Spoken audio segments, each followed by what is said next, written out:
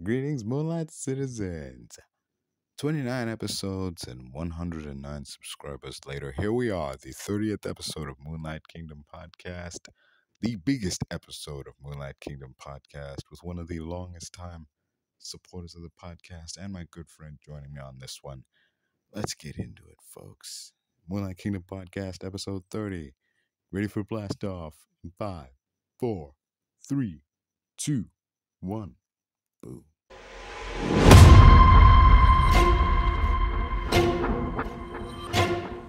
Taste is different, man. Like the kind of music those vibe to over here and the music people vibe to over there, it's like there's that big difference to it. But even if that's not the case, like thing is, like, audiences, like even in film, like you look at an actor, well, for instance, you brought up like people going over and like, well, nothing happening. Like, look at this Chow Yun Fat over in Hong Kong. The guy's like, he was like the biggest fucking deal. He was leading man in like a ton of movies, and he was basically like, I don't know, the guy was like Humphrey Bogart or some shit, you know. But then he goes to the States, try to replicate that success, and even does a couple of movies that are similar to movies that he made, but that doesn't work on account of, like, this is just like a watered down version of a movie, like a way better movie you already made. And like, to be honest, Bulletproof Monk isn't bad, but you probably haven't thought about it since the last time somebody mentioned it, or you saw it on TV or some shit. So it's like, yeah. So after a while, you know, he tried. He did have a couple movies here and there, and he did do like Pirates of the Caribbean. But after a while, dude went back to China, and like, you know, just kept grinding from that point on. And we ain't really seen him much since. Understandably so, because like, you look at a guy like Jackie-chan, who was able to go from China to America and, like, you know, become a big hit there too, or a guy like Jet Li who's able to do the same, or Donnie Yen, and it's like, to be like, oh, those guys, they've been around for decades, man, and they've been working. They ain't no slouches either. So to see a guy like Chow Yun Fat do the same thing and have it not work out, it makes one think like, what they got that he don't, you know, like. But yeah, I think with Chow, a huge part of it might definitely have to do with like resource ability, right? Because I think when you look at Jackie and his history as, you know, an actor and stunt performer and all these things, a lot of the time people seem to forget that even as far back as like the late 80s, Jackie was already carrying his own production crew, his own production firm. Like, Jackie was making his own movies. He was dubbing, you know, he was paying to have his own shit dubbed and exported over to the West, you know, as well as the South and all these things. Like, he built his brand while not forgetting to also create a system in which he could have the resources to show his brand everywhere.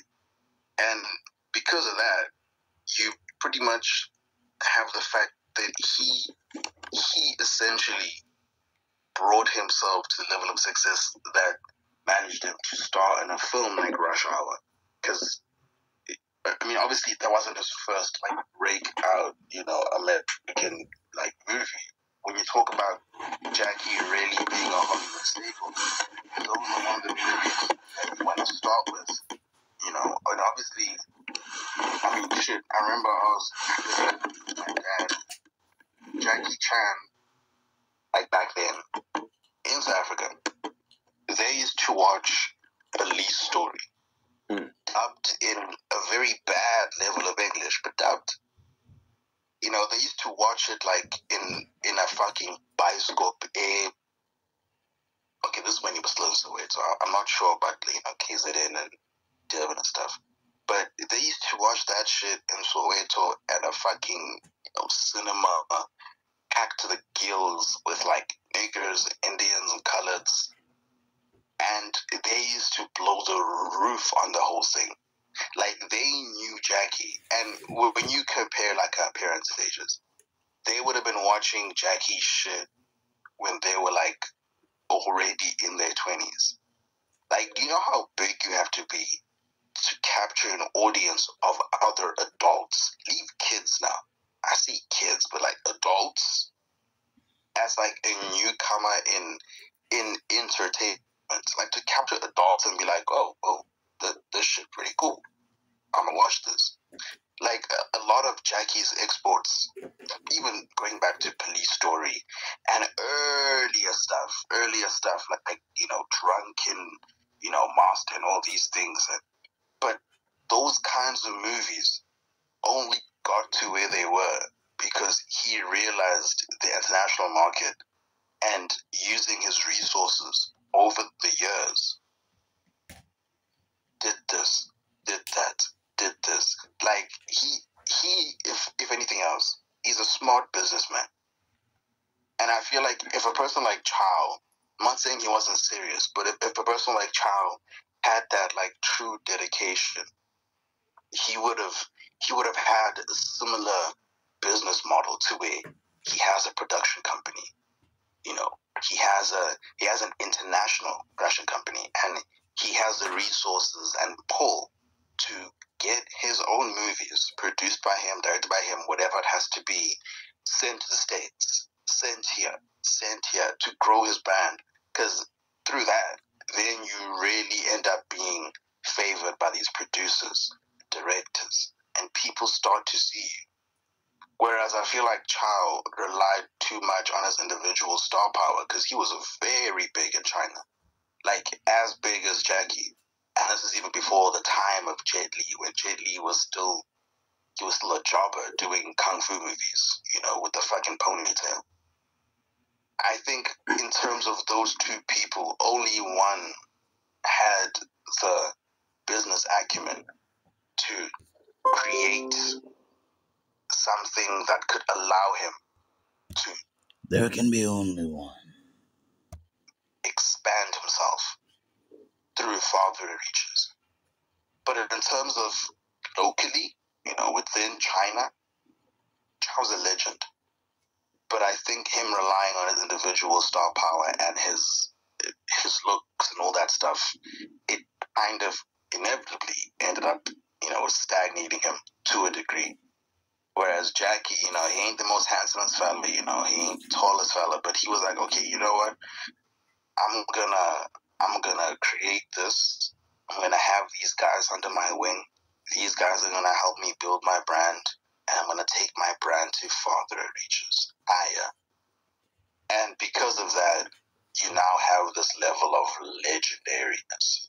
I mean, when you just look at how legendary you have to be to have a cartoon made of you before the turn of the millennium. Like, that's how big Jackie became in such a short amount of time in Hollywood. He had Rush Hour. What was that one movie? What's the one movie? It was a movie. I remember it now. Actually, let me Google it. But he had First Strike. Yeah, First Strike. He had Rush Hour. He had First Strike. He had what's that? Thunder. First Strike is Police Story 4 going on. What? Yeah. Was That was 3 American movies. Bam. This nigga's a goat in their eyes. And then they see his older shit and like, nah, this nigga's goated. This nigga's too goated. We need a cartoon about this nigga. Before the turn of the millennium. And that's even before like Rush Hour 2 and all these, you know, the Tuxedo, all of these synonymous Jackie Chan Hollywood movies, like post millennium Hollywood Jackie. Jackie Chan Adventures, I'm pretty sure it was on Disney Channel, so I'm pretty sure it was in the 2000s. So like a little bit of fact checking there. It was after Rush Hour that he got his own cartoon. So yeah, and he was only around for season 1. So that says something about the staying power of the name. Jackie Chan, that brand. It's powerful. Still pretty good. Pre-Hollywood Millennium Jackie, stellar. But America took that as a proof of concept, and they said, you know what, guy, cook. We'll let you cook. And they turned him into the new Bruce Lee, essentially. And Chow just didn't do that, unfortunately. But he's still a legend. But he just didn't do that. And that's why you have probably his biggest public effort. Public. I use that word specifically. His biggest public effort being fucking Dragon Ball Evolution. Mm. Yeah. Which is sad. Yeah. I mean, the argument could be made like the biggest movie he was in was like when he was like Lao Feng in Pirates of the Caribbean, but like that's not exactly. He wasn't exactly like a main dude there, like exactly like it's big. And that's a big enough franchise, but he wasn't like there, like the face. Yeah. Yeah. Plus, it wasn't per se a role that you could be like, oh yeah, like he beat out several people for this part. Like it seemed like a part that kind of anybody could play. I mean, yeah. Even if it was like stereotypical and kind of offended the Chinese people, but like. It's a solid role that was played by Chow Yun Fat in a Hollywood movie that wasn't stereotypical, that didn't feel like anyone else could have played this and wasn't offensive to the Chinese people. His role is Andy in that movie Shanghai he did with John Cusack. I mean, John Cusack is clearly the protagonist in that story, but Chow is like co-lead, man. He's definitely co-lead in that movie. Check it out. I think it was made in like 2012. It's called Shanghai. It's really cool. It's on YouTube. Just look it up. Dude. I think if anything, they realize that, okay, we're making this Dragon Ball live action adaptation, and we need, some sort of Asian actor. And again, most people, I mean, I want to give the benefit of the doubt, but I don't think most people know that Dragon Ball is, Japanese and not Chinese. I think for some people it's like the same thing, like, oh, Chinese, Japanese, doesn't matter. So, especially not for producers, because again, this is like Ike Perlmutter shit, where it's like, oh, I don't want to make a Black Panther movie because they all the same. Oh, I don't want to, I don't want a Shang-Chi movie because, who would want to watch that? This is like typical Hollywood producer racism, where it's like, you don't even know the fucking difference between these people. Like you're doing a Japanese adaptation of an anime, right? But you're gonna choose Chinese actors. We see the intent. He wanted an Asian guy for Master Roshi, and then Chinese guy, which is okay. It's not the end of the world, but like, come on. You mean? So I feel like, aside from the fact that they cast a dude who was clean shaven with a full head of hair to play a bald guy with a beard. And again, yeah, even besides that, like, shit, man, they could have used. I mean, who would have been big at that specific time? Who was still around? And this is not even like speaking about, the fact that Chow has no beard or whatever, or he's Chinese. Just even using a better cast member who could fucking nigga. Where was Pat Morita around this time? Where the fuck was he? Was he dead? Oh, he was dead. He was dead, wasn't he? I mean, I would assume so. I mean, he was pretty old. He was already old when like Karate Kid rolled around. So like, I mean, I guess so. he would have been the best Master Roshi. Wait, he's probably dead. Yeah, he died in 2005. Yeah. Oh wow, what are you gonna do? But if that nigga was alive, shit, that would have been the best Master Roshi. And he's Japanese. Fuck. So yeah, I think when it just came to that, they just figured, okay, well, Jackie's not gonna do it. So they just got, the second best guy. And they were like, okay, Chow, the Asian market loves you, don't they? Yeah, they do. Because Funny enough that you mentioned Jackie Chan, because apparently that Dragon Ball movie was originally made to be. It was supposed to be like the first time we saw Jackie Chan and Jet Li in the same movie. It was gonna be like Jackie Chan as Goku and Jet Li as Vegeta. Like that was the original idea. Then the budget got slashed, and a bunch of things got changed around, and both Jackie Chan and Jet Li walked away from the project, and we got stuck with the movie as it was. No Jackie Chan, no Jet Li, no semblance of a good adaptation. Just crap. Cribbity crap. I feel like Jet is pretty much just as meh as Chow. If you talk about an accurate cast. No, even looking at like he takes himself way too seriously to do some goofy shit like this. Like, yeah, you see, that's the problem. Like Jet is probably like very. Okay, I will not abide this level of slander. I'm actually a huge Jet Li fan. I don't know what the hell was going on. I must have been sleeping or whatever, but let's just fast forward a bit here to like more interesting conversation that doesn't, tick me off to an extent. Oh, here we go.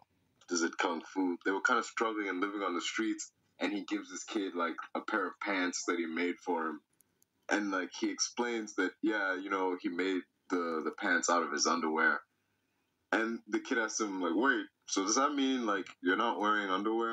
And he's like, yes, it's surprisingly refreshing.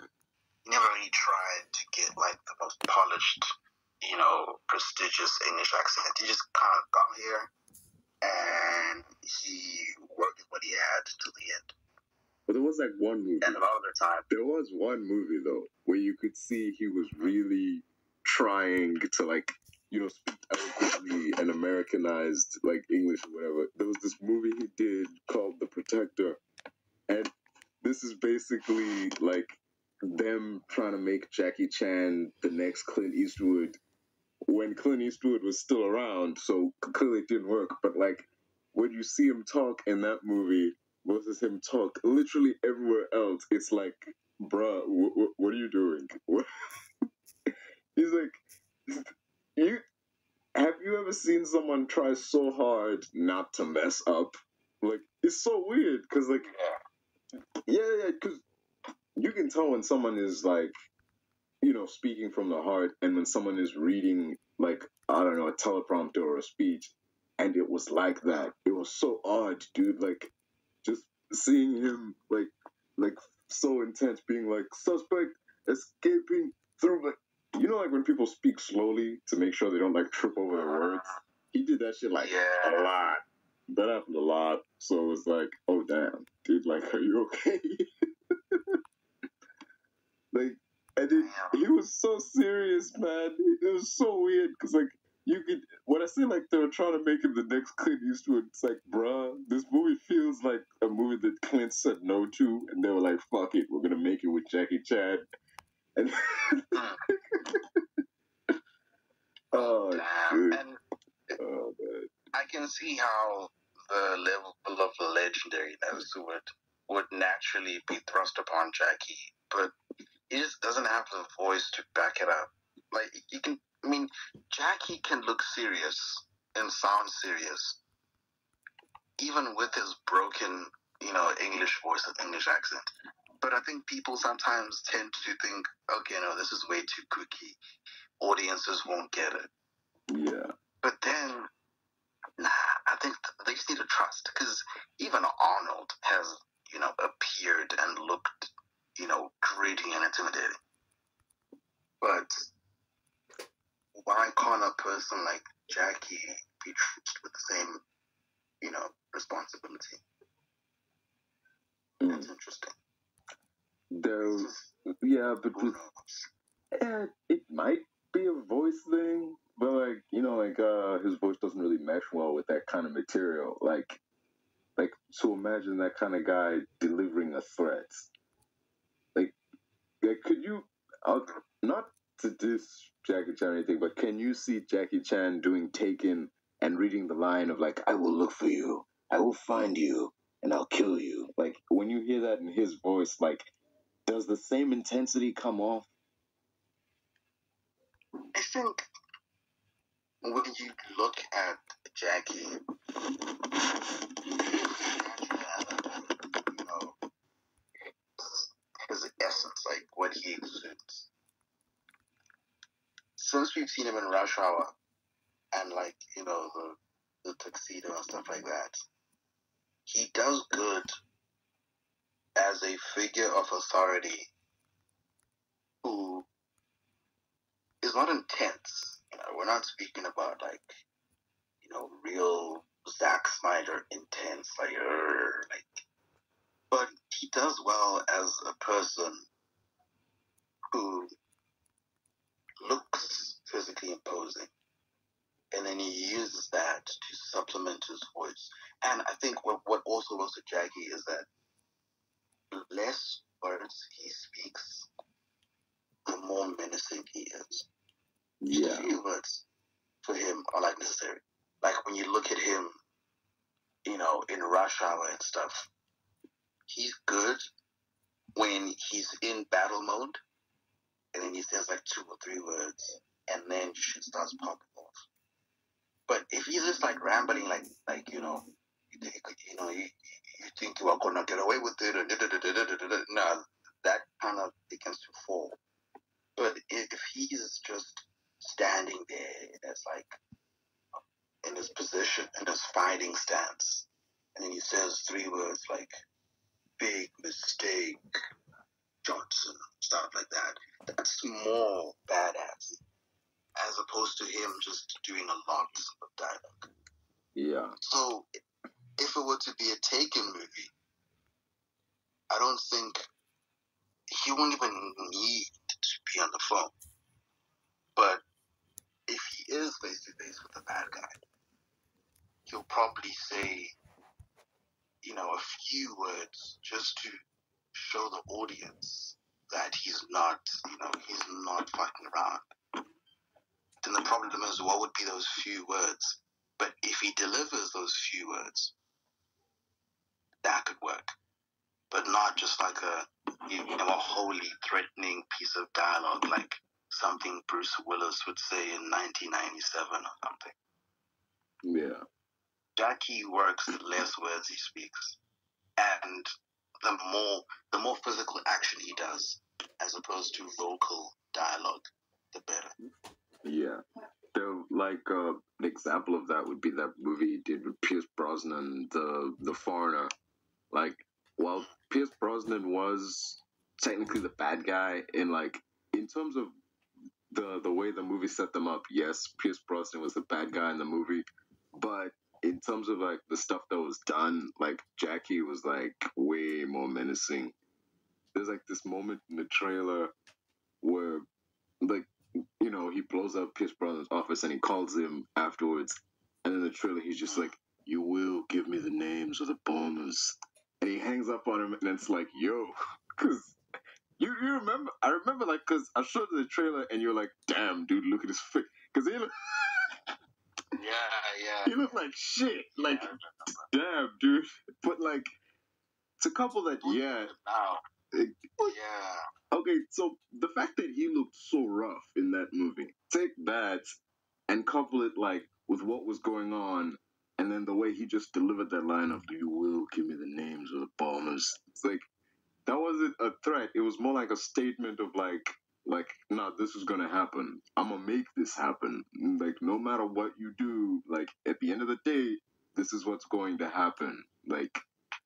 And the preceding movie showcases yo, this dude is not to be messed with, and he don't say much. You don't actually say a whole lot in that movie, like you said, and exactly as you described, it's mostly his actions that do the talking, and it's a very fight heavy movie. Basically, he does get into a lot of scraps in the film, and he even kills some people. Like not like malicious trying to murder people, but he like O's do go down by his hands. So that was per se like Jackie Chan through the lens of like the closest he'll get to a Taken movie, essentially. Like it can work if it's done in his way. Like if it's done with the frame of mind of this is still a Jackie Chan movie. Like yeah, he goes dark and he like blows up dude's office while he's still in it. But there are those moments of like that little wink and nod to remind you that yes, this is still a Jackie Chan movie. He still has like stunts that a man his age shouldn't be doing. He still has these fight scenes and so on. So yeah. But if you were to just take him and put him in like Liam Neeson type role and have him doing that shit, it would not work. It's very square peg, round hole type deal. Yeah. He's an anomaly, really. It's a marvel someone like him managed to work so well with Yeah. rare guy. But I feel like ever since before also Bruce Lee, Hollywood's always been looking for its next, biggest Asian guy. Jackie was just at the right place at the right time. Yeah, I could see that, but like, you see a guy like Jackie and be like, okay, in terms of when he came up, in that like weird vacuum of like Hollywood, not just Hollywood, but like Chinese cinema, trying to find like the next Bruce Lee, and he did slide in at like just the right time. But then you see like, okay, with a guy like to be frank, like a guy like Donnie Yen is more like the next Bruce Lee. As old as he is, like from a more modern sense, you can see like, yeah, this dude doing the kind of movies like Bruce Lee would be doing if he'd lived like longer than he did. And even to the point like the movies he did make, there was this movie he made called The New Big Boss, and it's not a remake, but it's like an update on this movie that Bruce Lee made called The Big Boss. So that was like the biggest sign more than anything, like, okay, we have our new Bruce Lee, and it's this guy, Donnie Yen. So yeah. But damn though, and like but Donnie Yen isn't like Jackie Chan, because like with Jackie Chan, it's more of a comedic side to his shtick. But in Donnie Yen movies, I think the draw there is that his movies are more realistic in terms of like the fights, because like I find a Jackie Chan movie can go anywhere from like 5 to 10 minutes, and a Donnie Yen movie to like, because he's so big on like realism and like use of MMA and submissions and shit, it like because an MMA fight can end like that if you can hit someone in the right spot. So there is that like blink and you'll miss it element to his fight scenes, and that brutality that you wouldn't find in a Jackie Chan movie, which is like more palatable to audiences and shit. So yeah. True. That's actually a very good point. But even I'm actually glad you brought up Donnie, because when you look at that top spot that you mentioned of like, the next Bruce Lee, there's kind of been a lot of people who've, not to say tried to fill it per se, but more like filled the vacancy of biggest Asian guy, and funny enough, you look at a person like, and who actually has now the looks to go with the kinds of movies or whatever. Even looking at like Tony Leung, like he was almost big, like really big, but something was off, and he never really quite got there. It's funny.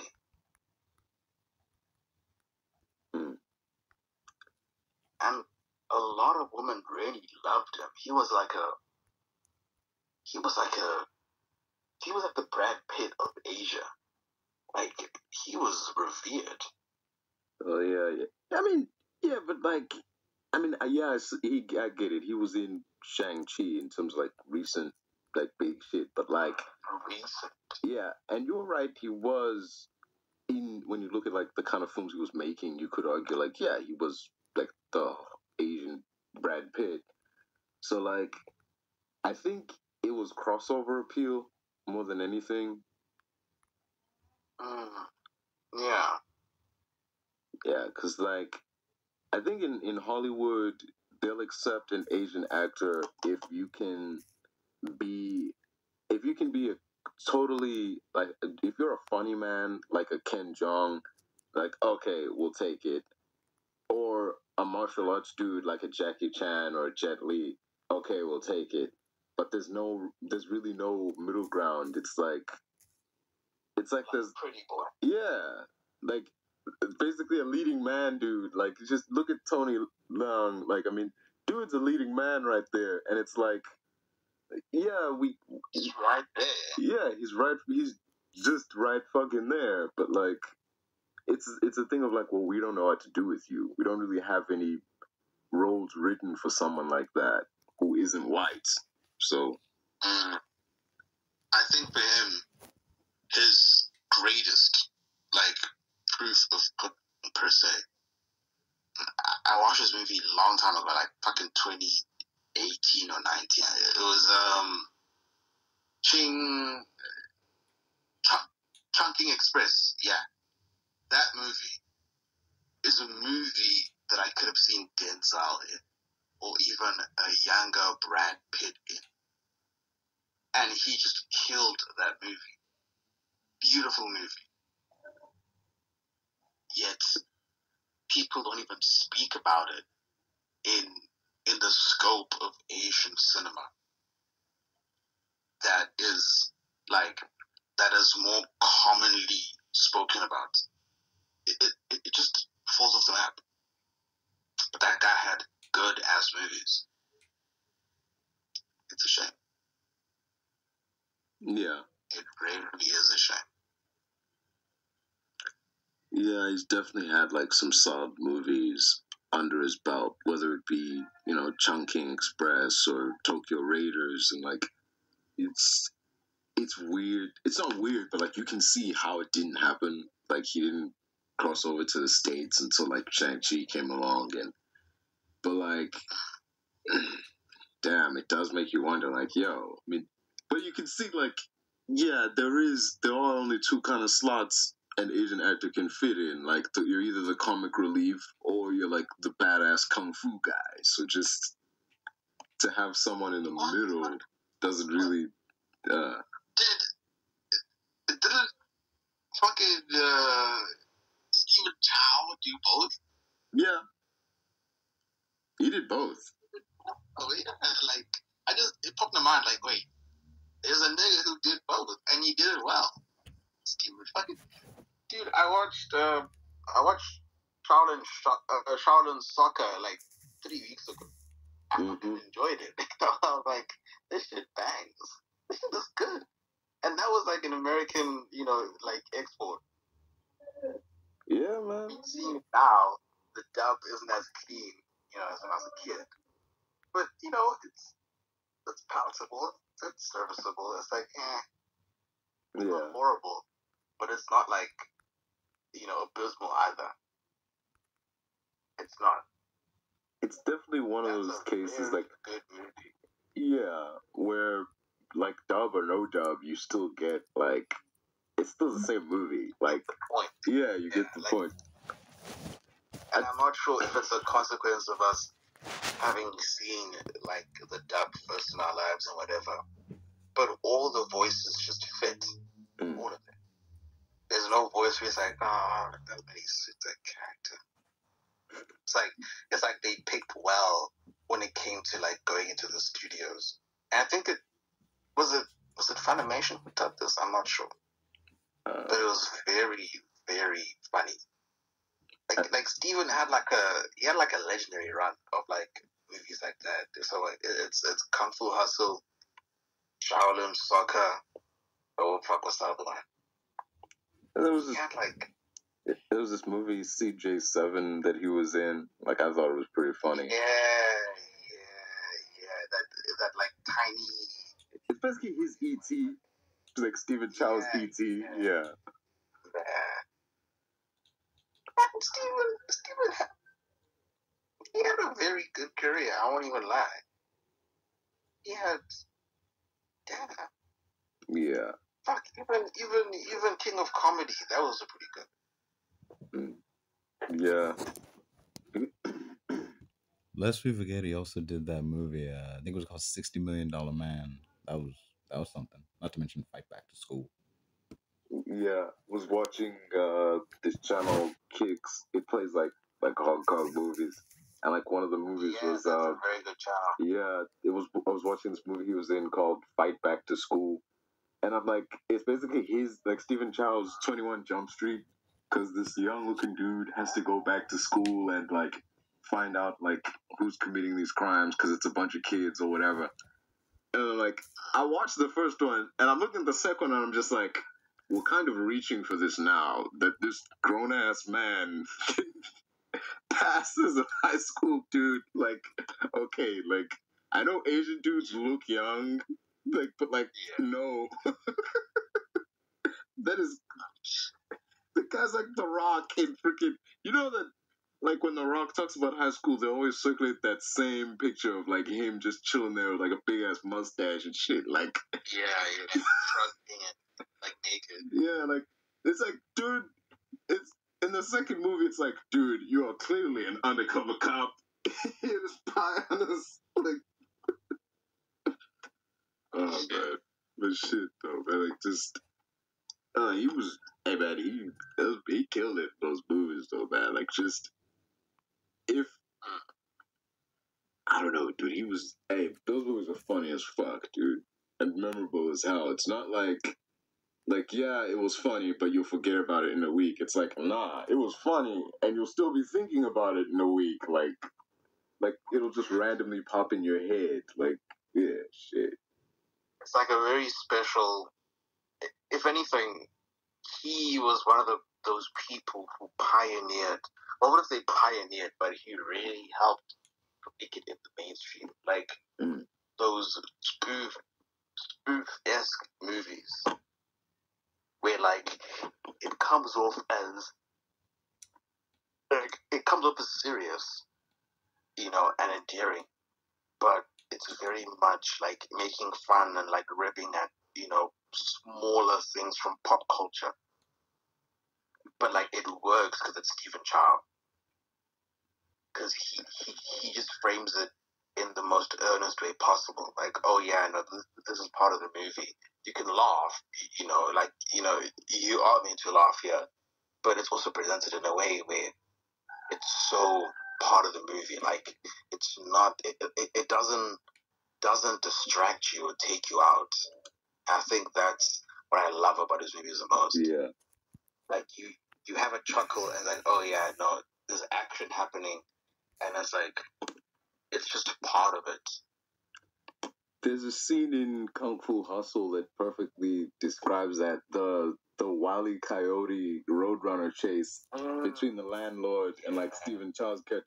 You see them doing like, they even have like the spinning wheel animation around their legs, and you see that shit. If you saw that anywhere else, it would take you out of the movie. Like, okay, what the hell is this? What am I looking at?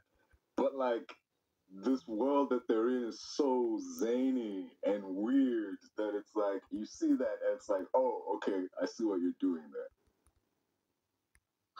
there. Yeah, because they established earlier on, like, the rules of physics don't apply the same way here.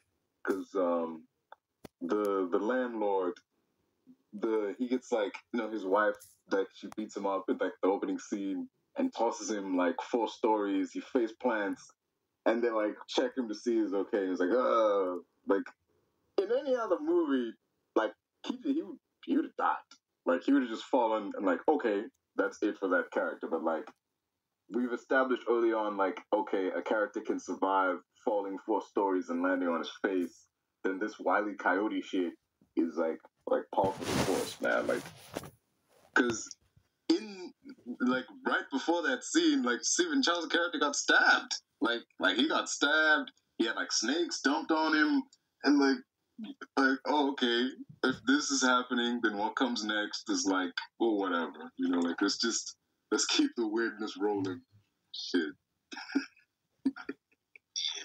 Yeah, even like that scene, I don't know what it was exactly. It might have been an anime where he's like recovering from the poison and like the injuries, and he's like out there inside that robot, and he's like punching it. It's such a cool scene when you look at it. It's like, oh, this is definitely referencing something. Yeah. But when you watch it, it's like, oh yeah, this thing's gonna stick to say it now. Yeah. Though, yeah, the movie does have its comedic moments, but it knows how to balance like comedy and seriousness. Because once the main bad guy, not the head of the freaking X gang, like the real main bad guy, shows up on the scene, then the movie shifts. Like, there's still bits of comedy sprinkled throughout to let you know, like, yes, this is still a Stephen Chow movie, but it's like, oh, like this dude is bad. Like his introductory scene where he like tells the guy like hit him. The guy hits him and gives him a bloody nose, and it's like, all right, like come again. And he hits him again, and it's like, yo, man, if that's the best you can do, how can you call yourself a gangster? Like, just that's not funny, man. Like, that's kind of messed up. Because it's like, yo, this dude is getting socked right in the face, and he's got a nosebleed, and he's like, bro, is that it? Like how bad is this dude that he can just sit there and take that shit? Oh yeah. even the scene where he's like, I think he's speaking over him, and then he's like, "Shut up!" and he hits him with the weapon, and he starts screaming. He's like, fuck, dude. Like, that's real comedy. Yeah, like, because when he smacks like the main dude, his head goes like all the way around. Like, it's this is gruesome, but like it's played. It's so hilarious. Yeah, like, oh shit. You really can't. You can't dispute Stephen Chow's his work and his legacy in Chinese / Japanese / anywhere in Asia for that matter. People know him and they love him, and I appreciate that it's for different reasons than Jackie and Jet. He's just that guy in his own level. Like, no one's ever tried to step up to that level, and he did, and he maintained. I like that. Yeah. Oh, damn. So many good movies and like moments and shit that have been liked to the point that they're being referenced in more serious fare. Because like, so like Kung Fu Hustle and like, you know, movies of the like were a big influence on a film like Shang-Chi. Yeah, especially given who's in it. The dude, the landlord from Kung Fu Hustles in Shang-Chi, I think he's the old guy who trains Aquafina in when they get to like that hidden world. Oh yeah. He's part of the Tanlan village. Yeah. Legendary stuff. And it's stuff the kids won't even recognize. So it's like, okay, random Asians. And you're there like pointing like Brad Pitt in a thingy in Once Upon a Time. Be like, whoa, hey. Yeah. I know that guy. Yeah. Dude, with there's this. What was I gonna say? Fuck, man. Oh, dude, I love this scene between Tony Leung and you know, the dude from Kung Fu Hustle. So like the dude, like you just looking at him, he looks way older than Tony Leung. So he tries to tell him something, and then like Wen Wu goes like don't presume to lecture me, young man. I've lived 1,000 of your lifetimes, and I'm like, young man, what the fuck? It took me a second, but then I was like, wait, like, oh wait. Oh yeah, you're in your couple hundreds. Yeah, because like my brain wasn't, for a second, my brain wasn't computing. Like, Wait, the fuck you mean, like, young man? Pushing 70. What are you talking about? Oh shit! But like, cause to him, everybody's a fucking kid, man. Like, you've been around for hundreds of years, so like, yeah, like it would mess with. You'd have to assume like that would mess with like how you address people, but yeah. Oh shit! Yeah, that was a nice like funny moment. Um, though what's weird is the Tony, like when Wu died in Shang-Chi, he was trained by that thing. Yet he's set to appear in Kang Dynasty, which is strange, because, I mean... Variant or... I don't know, Soul. but he's there. Soul. Like, Tony Leung I wouldn't be mad. He's there. He's credited in the fucking thing. Like, if you look it up, like, it said, like, one of his upcoming movies is Avengers Kang Dynasty, so, like, is he coming back, or... Yeah. Because looking at, like, the Mandarin and stuff, that episode of What If Season 2, you know, the episode, one of the episodes that was centered around, you know, fucking Peggy Carter, Jesus Christ.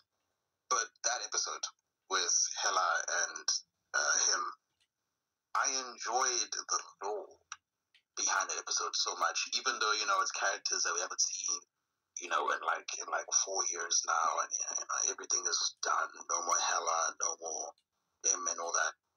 But to see the lore, the extended lore, that again, it's not just lore that makes sense for that universe, but it's also lore that extends to our universe as well. It's just that it hasn't happened yet.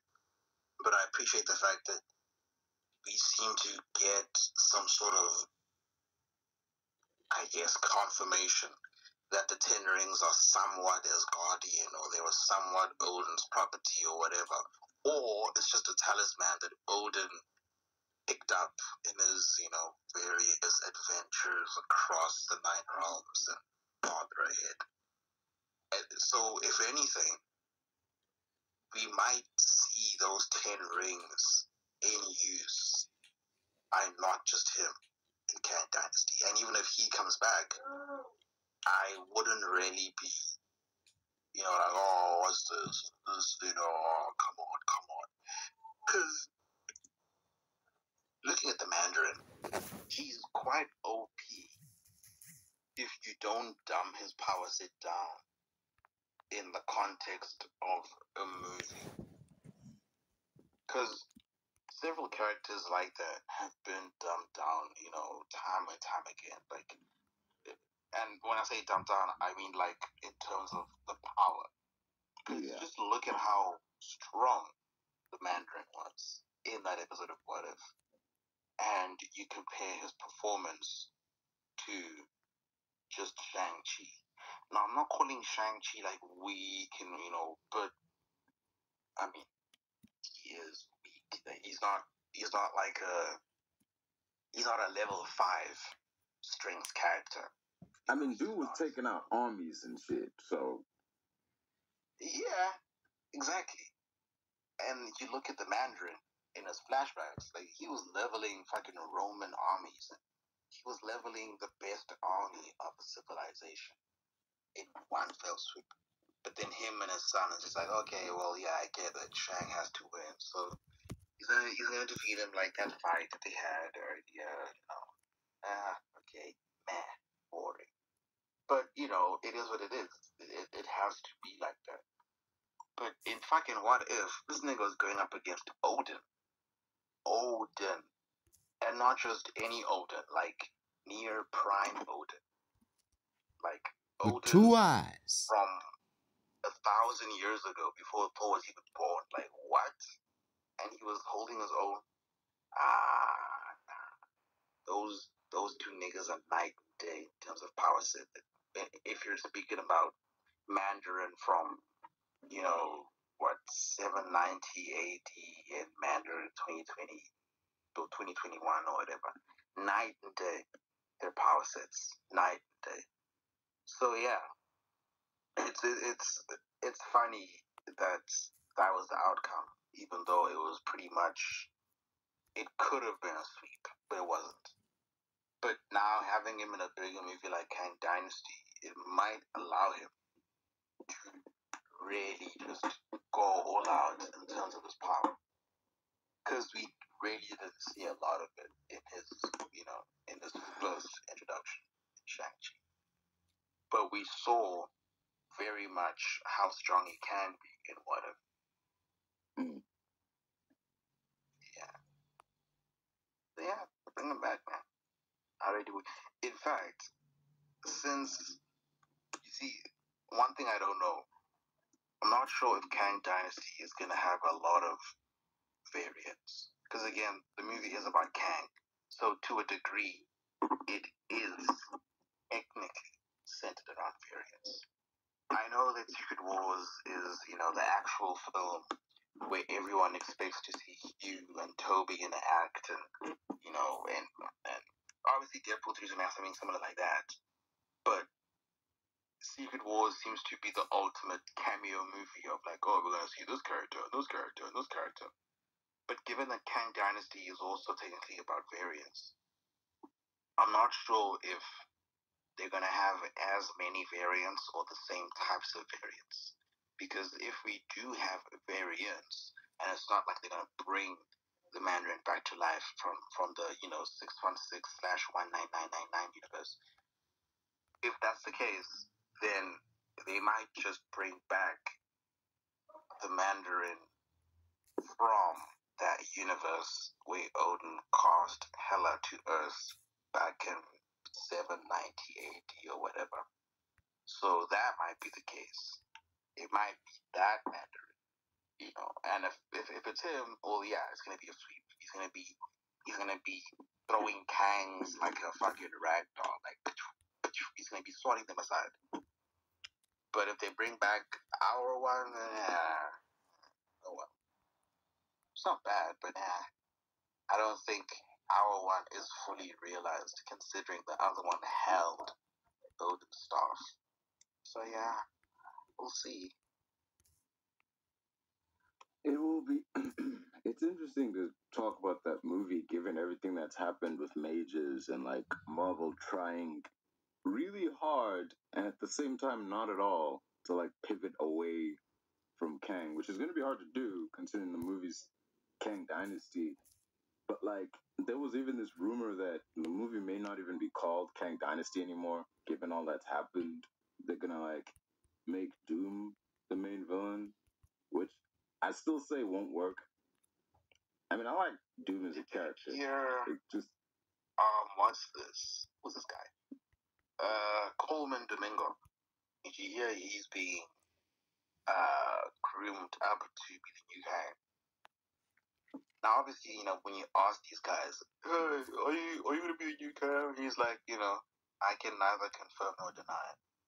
But people seem to believe that at Comic-Con this year, it'll be announced that Coleman will replace him. Yeah. I mean, even if he does, it's not gonna be that much different, I feel, because I think right now Marvel's biggest freak out, and it's fucked up, but essentially their biggest freak out right now is that, and this is 100% true, they need another nigger to play Kang. Like it's not even a matter of conspiracies. They literally are freaking out because they need another nigger. Like you can't recast Kang now and make him white. That's just bad for optics. It's because we all know that Kang is Franklin Richards. We know that he's Reed's grandfather. Like we know that. We know that he's either some iterations he's his ancestor, some iterations he's his distant ancestor. Yeah, we know. But making him white again is bad for business.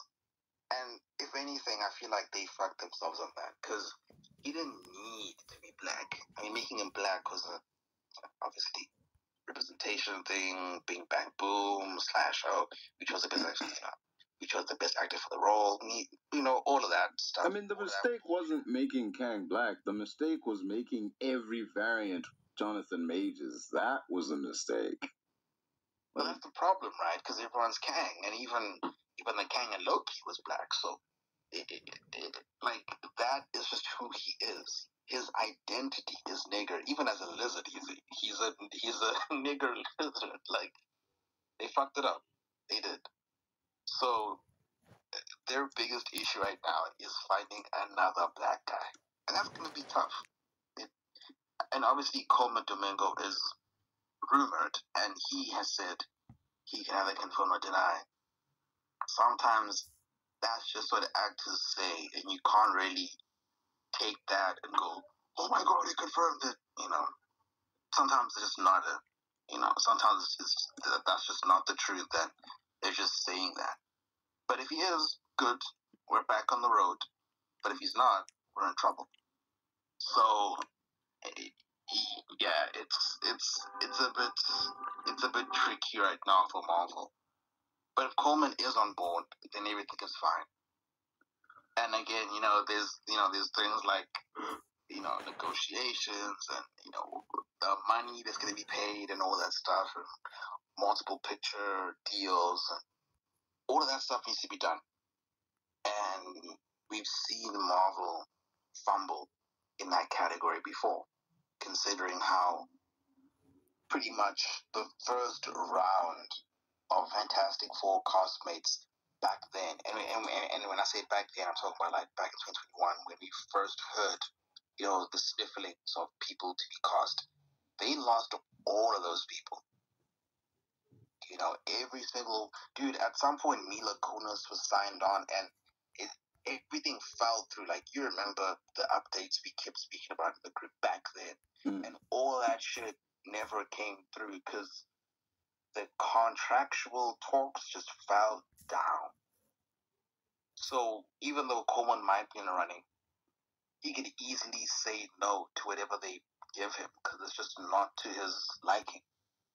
So even Coleman is in a definite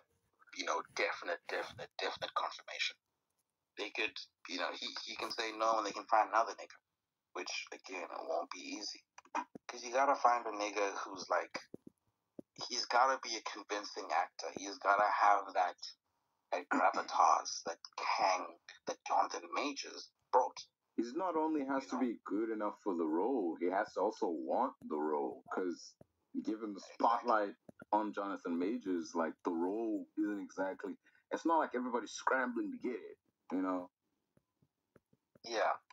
And I mean, a lot of that has to do with simply the fact that, Marvel and the whole superhero medium, and how people expect it, or how people perceive it to be beneath, regular acting, because like sometimes you're acting in a void, you're acting on a soundstage, you're acting in like a green room, a blue room. It's like, yeah, okay.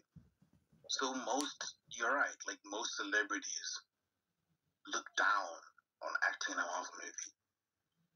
They just kind of view it as like, oh yeah, this is like pretty much career rescue. Like, you're trying to rescue your career or whatever the hell, it happens. So yeah, even people like John Boyega said like, yeah, no, please stop casting me as Kang. I'm not gonna do it. I don't want to do it. Although with Boyega, it also seems to be that he doesn't want to be tied down to any franchises, considering what they did to him in Star Wars, and all that stuff. So I get that. I get why he wouldn't want to be in that kind of environment anymore.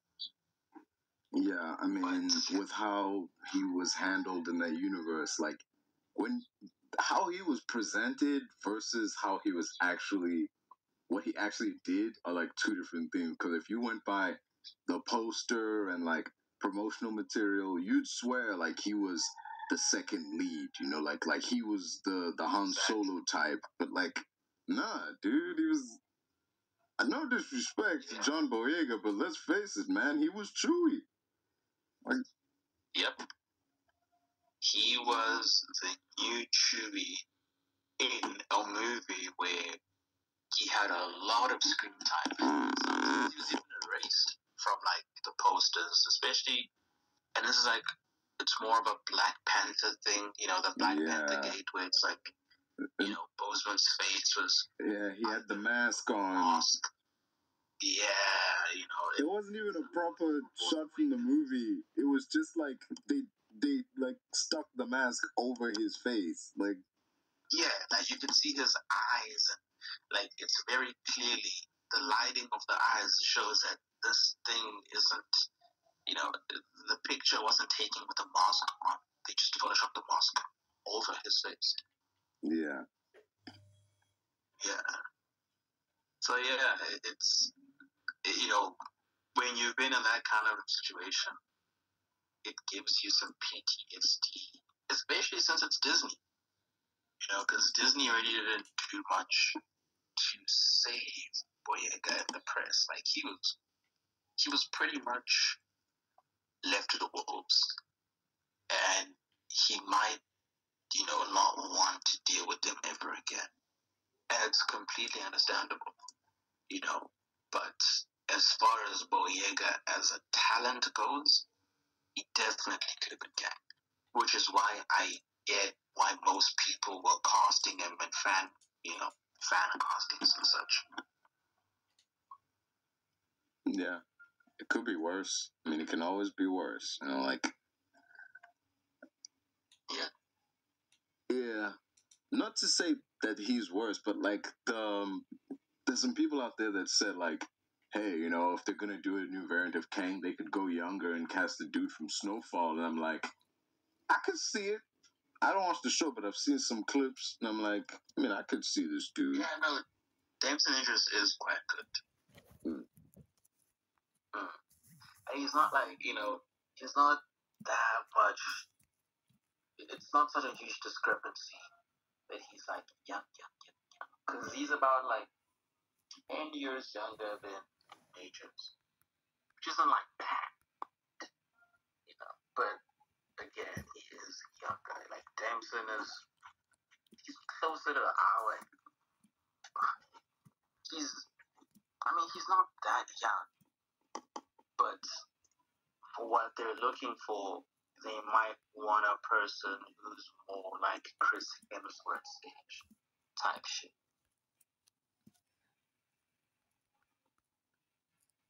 Wait, actually, let me see. What the fuck? Wait, stop the presses. Joe Lee, I mean, you look at the stars of our like youth, you know, per se. Things were very different. I mean, besides the fact that Joe Lee's a Nepo baby, and let's face it, a bigger Nepo baby than Olsen. The way people got roles back then was much more different. It was like, if anything, it was pretty chauvinistic, if anything. I was like, oh, okay, you're hot. I want to put you in this movie with this hot guy. Bam. You know, $1 billion project. But nowadays, it's not just looks that get you cast. You know, it's not just looks. And funny enough, it still very much is an aspect of nepotism that is still, you know, around. It's just more noticeable nowadays. Yeah. Like, looks, people don't really care about looks these days. I mean, shit. Just looking at the growing rates of sexism in society, and the fact that every time a person is cast in a movie, there's always online discourse about, oh, they're not hot enough, or you know, all that bullshit. But back then, it was just, oh, pretty woman here, pretty woman there, pretty woman everywhere.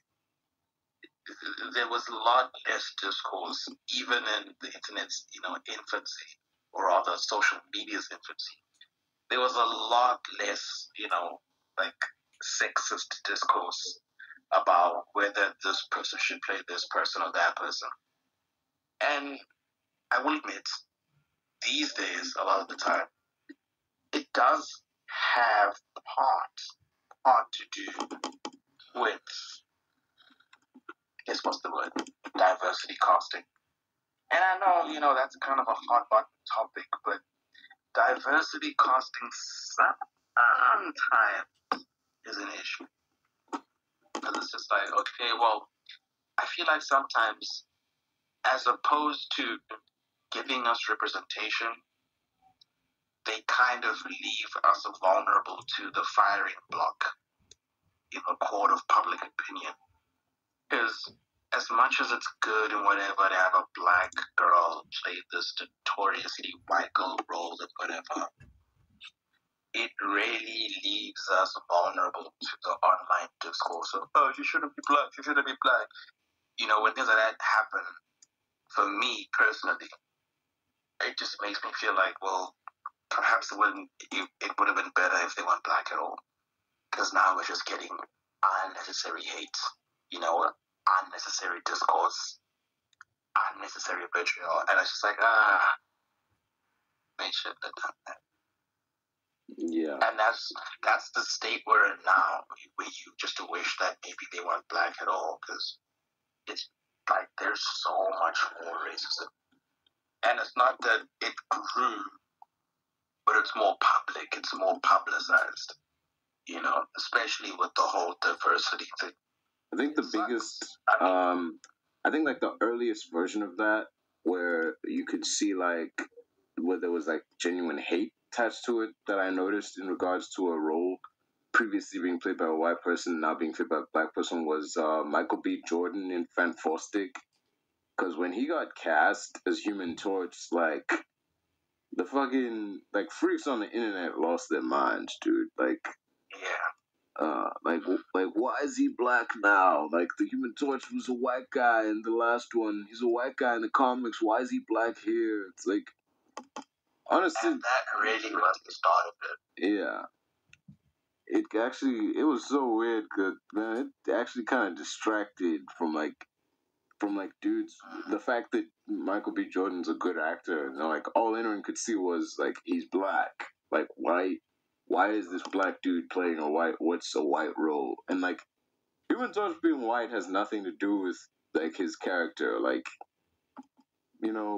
it's just, there were people who couldn't see past the fact that he's a black guy now. He's being played by a black guy now. Like, they couldn't see the forest from the trees. Granted, the forest is on fire and there's nothing interesting going on, but, like, it's Fantastic, so, like, but still. Yeah. You see, like, and, like, you're right. Like, sometimes these days, the bigger a property is with a historically white character, the more I kind of, feel a level of, like, cringe, in a sense, to it. I know in 12 hours we're going to get the discourse, that's going to, like, really nail us on the ground. Because, sometimes, I will admit, this might be an incredibly hot take. I will admit sometimes, in certain aspects of the argument, not all of it, but in certain aspects of the argument, I get the notion that perhaps we should be creating newer characters that are black, as opposed to hijacking historically characters that are white. In some aspects of the argument, the only part in which I understand the purposes of making him black is the fact that, look, let's face it, it is not easy to establish a character. And simply creating characters that are black does not inherently mean that that character will go over with an audience. It doesn't mean that the character will immediately test amazingly with test audiences. And it doesn't mean that the character will be in the same level of reverence as the white character because of, not even just racism, but even like as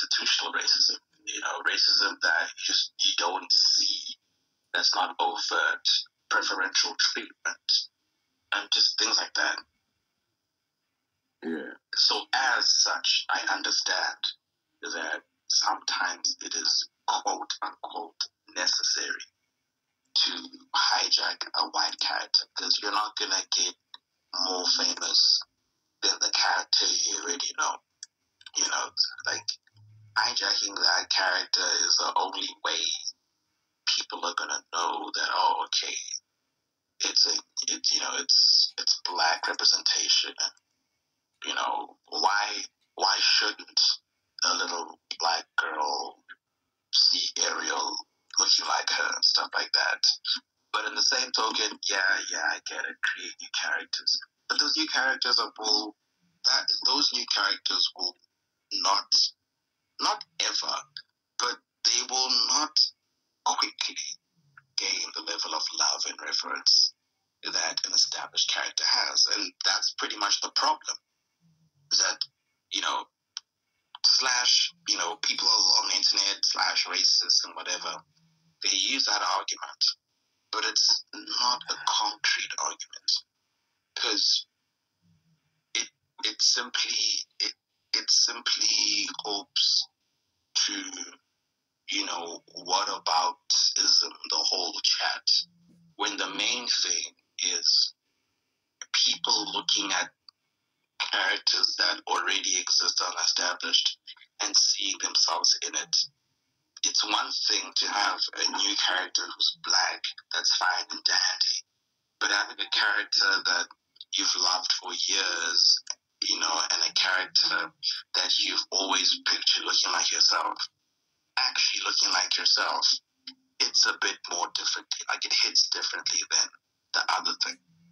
So, yeah, we're in a tricky place in terms of that.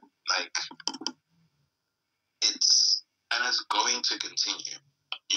The black washing of characters is going to continue.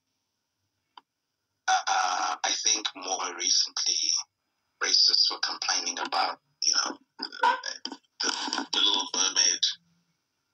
They have this spin-off cartoon on Disney Junior, and they're complaining, why is she still black? And,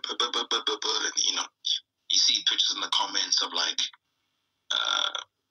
Tiana from Princess and the Frog, and she's white. But then, you remember that shit? They were like, what if we just how would y'all like it if we took these black characters and made them white? And someone made what if we made Shaft a white guy?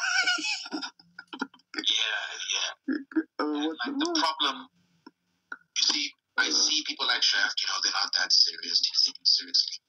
But for me, the one that stuck out the most, and people rightfully so corrected these people about it, is that characters like Tiana, for the Princess and the Frog, being black is central to their character because obviously that movie shows the struggles of a black girl growing up in the deep south in an area where Jim Crow was recently unsanctioned, and the struggles that she had to go through in order to even be prominent enough to where she could open up a restaurant, bakery, and all of those aspects go within the aspect of being black. It's integral to the character. And even things like Black Panther is literally about a guy from a hyper-evolved African nation. So, making him white is like, well, that defeats the point. Yeah. You can even make arguments for Shaft, where it's like, okay, well, when it comes to Shaft and him being a blaxploitation character, and you can make certain arguments where it's like, well, he needs to be black in order for it to make sense. Him being white is just another fucking white detective.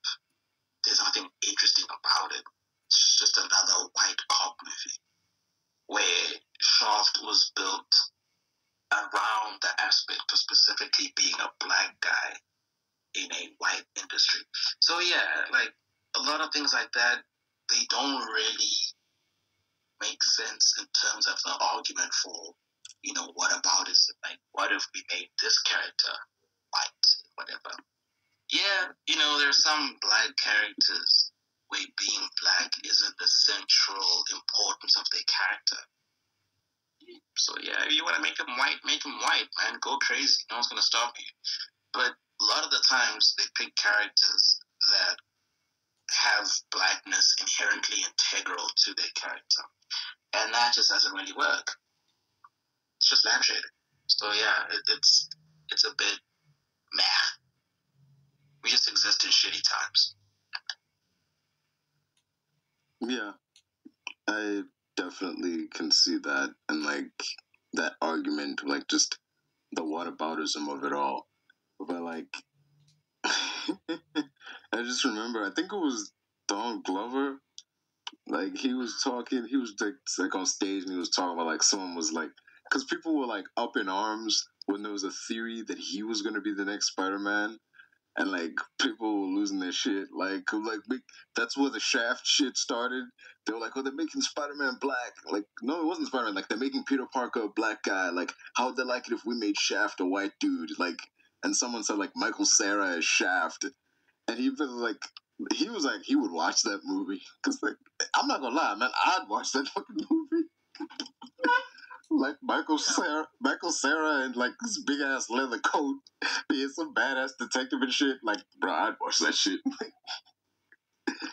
Oh shit, man. Yeah, a lot of those things were like, they would be funny if it was like an SNL type of thing. Like, I'd watch that. Like, that would be hilarious. Like, seeing it played straight, but obviously just being a fucking white, emasculate guy. Amazing stuff. Yeah. Good grief, man. Like, just speaking of Shaft, I mean, Sam Jackson, dude, where do we go from here? Like, given who he was in Secret Wars, then who he was in, like, Miss Marvel, it's like, bro, where do we go from here, man? Like, is it bad that Nick Fury was in two projects that you could reasonably, like, you could skip them and it would change little to nothing? Yeah. You know what the problem is with Nick? And, okay, so is this chat centrally about Nick or just what Nick represents? I mean, let's go like what he represents. Like just given that he's been there through it all. Like he was in the very first movie. Like he's the one constant throughout. That's a hot take for some people. We shouldn't have killed Maria Hill, and Phil Coulson shouldn't have been relegated to the TV show's own.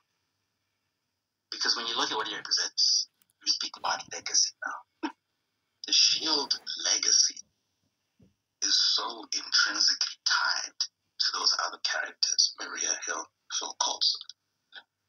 As far as Clark Gregg is concerned about Marvel, he has been relegated to TV status. I mean, except for the Captain Marvel movie in 2019. He's been pretty much TV famous since 2012. And given that AOS is finished, he probably feels like Marvel is also finished with him. And I feel like that was a bad choice. Not from the get-go, but it was just a bad choice in execution. Now, part of that might have to do with I might have, Kevin Feige even. But Phil Coulson, dying as he did, sad death, very sacrificial lamb, motivated the Avengers forming. He's part of the history. He's intrinsically tied to the history of Marvel and the Avengers. Now, bringing him back could have been seamless, could have been easy, had it been done 9 years ago. Because 9 years ago, we had Age of Ultron. And that would have been the perfect opportunity to bring back Coulson, especially considering that was a movie that brought back S.H.I.E.L.D. as oh, wait, they still exist? Oh, wait, the helicarrier still exists. Oh wait, this still exists. For me, would have been the best movie to have fell in, since it was pretty much a movie about bringing back things that were thought to be done. And I mean, you literally had Pietro saying, so this is Shield, and Steve is like, this is what it's supposed to be. So I think I like it and all that bullshit. Definitely could have had Coulson in that movie. It was a perfect movie to bring him back after a short leave of absence. But they didn't. I mean, you literally had Age of Ultron stuff being mentioned in Ages of S.H.I.E.L.D. Literally. So, I don't know, they dropped the ball. Coulson should have been back since that movie, and he should have played a proper role as Nick's second in command. And, you know, you should have had him in Spider-Man, you should have had him in Infinity War, Age of Ultron. And he should have been a character who is the de facto director if we don't see Nick on the screen. Coulson should have had a much bigger role in the MCU. And going farther into the future, they shouldn't have killed Maria Hill. Should have been a Skrull. And losing her now with an aging Nick in our universe leaves us with no one to take the reins.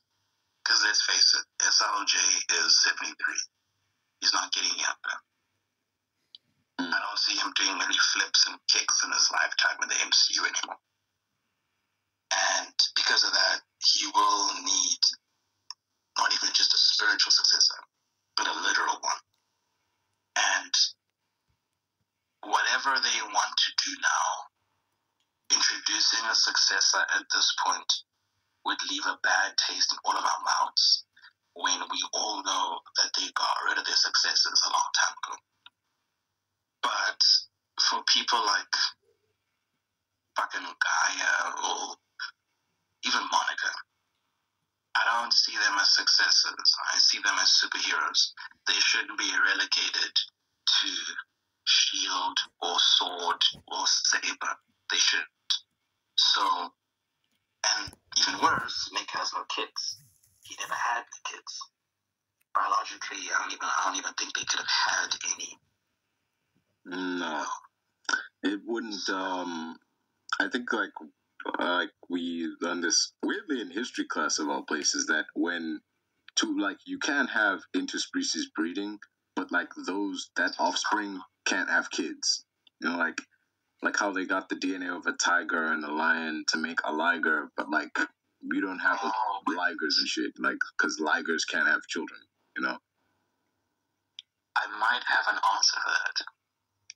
You remember how in Captain Marvel, Nick said, well, it wasn't Nick, it was Carol. Nick wanted to do a DAO, so she mentioned how there are Skrulls. And Nick said, we'll do DNA tests to confirm the identities of all of our agents. And she said, you can't. They mimic you down to your DNA. If that is the case, and they also have the DNA blood, while masquerading as a human, does that not stand to reason that if they have all the necessary biological things, that they would just give birth to a human baby? They could. I'm not saying they can't have children. I'm just saying, they could give birth to a child, but that child, given the fact they have a mix of like human and Skrull DNA, would not be able to reproduce themselves. It's interesting. But yeah, back to the main point. Nick had no kids.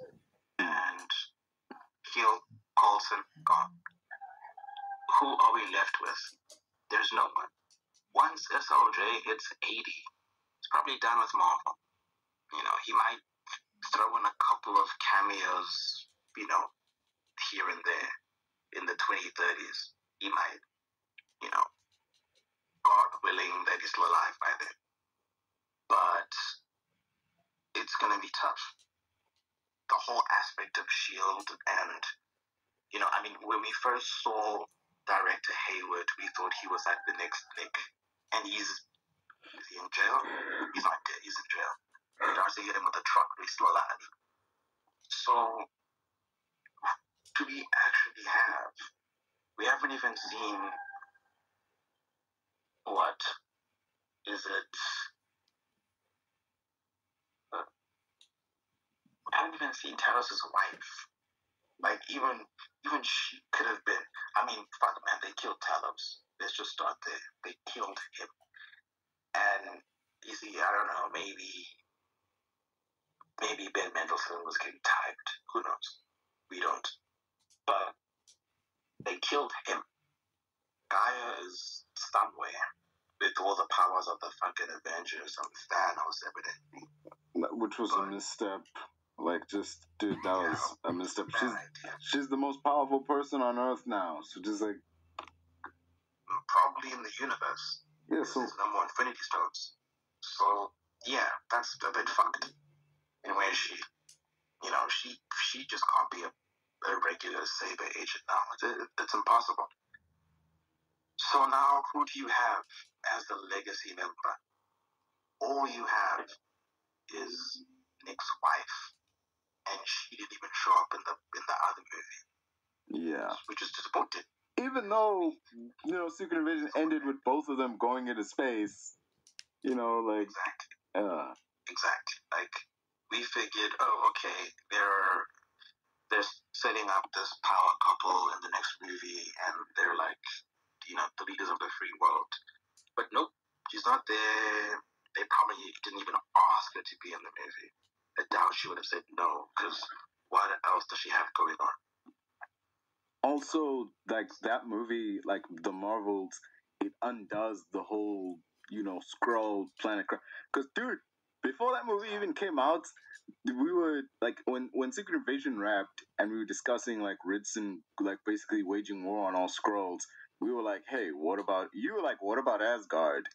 And, like, Miss Marvel, like, the Marvels came along, and sure enough, fucking, you know, Valkyrie shows up and, like, yo, we'll give them asylum on New Asgard. And it's like, well, that was all for nothing, really. I mean, that whole, the Skrulls can't find a home, so, like, they gotta live in secret crap. Like, that was undone over, like, one little scene in Miss Marvel, in, like, the Marvels thing. Where they're like, oh yeah, you can just come live with us on New Asgard, you know, it'll be okay. But it just, yeah, it solves that problem and, like, undoes, like, the whole thing of the show, like, Secret Invasion. But at the same time, it raises another question, like, yo, since Ritson is waging war on all Skrulls, like, what about New Asgard? Like, no, not on all Skrulls, on all aliens. So, like, what's gonna happen to New Asgard? Like, yeah. Don't they have a king now? They do. It's Valkyrie, but, like, had a king. Yeah. They done, like, trade and shit. Aren't they, like, yeah, they're participating in world trade. Well, mostly with USA, right? Yeah. So, and also, okay, even with that, really important with what you said, but given the fact that they're technically aliens, more gods, but aliens, and the US has clearly expressed their hatred of aliens. What then of those world relations?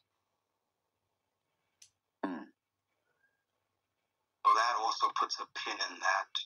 Because what is New Asgard even trading? Uru? Fish? Like, what is their main export? Given that they're off the coast of, what? Scandinavia or whatever.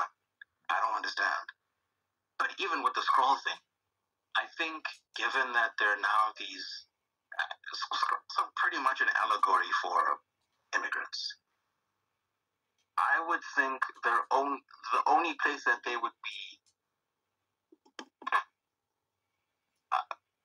welcome in their skin is New Asgard.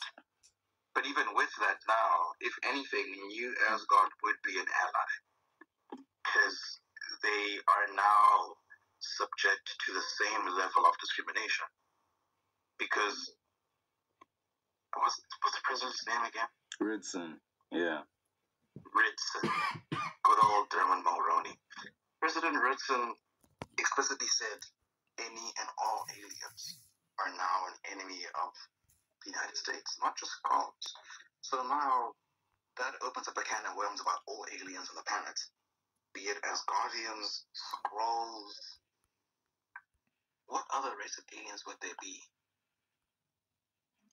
Just the Skrulls and the Asgardians that we know about. I mean, even with that now, for when we do get the X-Men introduced, people seem to think anyone with powers who's not the Avengers is an alien. That means when we have mutants now, they're going to think they're aliens too, which again kickstarts that mutant hate, that racism, that, mutantism, whatever you want to call it, geniism, humanism, whatever. But is it because of racism, or is it because of the hate instilled by President Ritson now that the mutants will be hated? I would want to say Ritson because he started that hate. It's kind of like, Trump and Mexicans and all that stuff. yeah. Ritson is Trump. Then the Mexican hate began with Trump, and the non-human hate started with Ritson. So he would have been the kickstarter for all of this hate for people who just don't bleed and die. Yeah. It's just sad. But yeah, as far as the Skrulls are concerned, I honestly don't know where else they'd be welcomed. I mean, maybe Wakanda? Unlikely. Because I feel like you look at Wakanda and the type of nation they are. Obviously, they're a black nation. And obviously, they open up their borders at the end of Black Panther at the request of the late King T'Challa. Now, on top of that, they're a hyper-intelligent civilization. Not everyone's intelligent, but a lot of people are.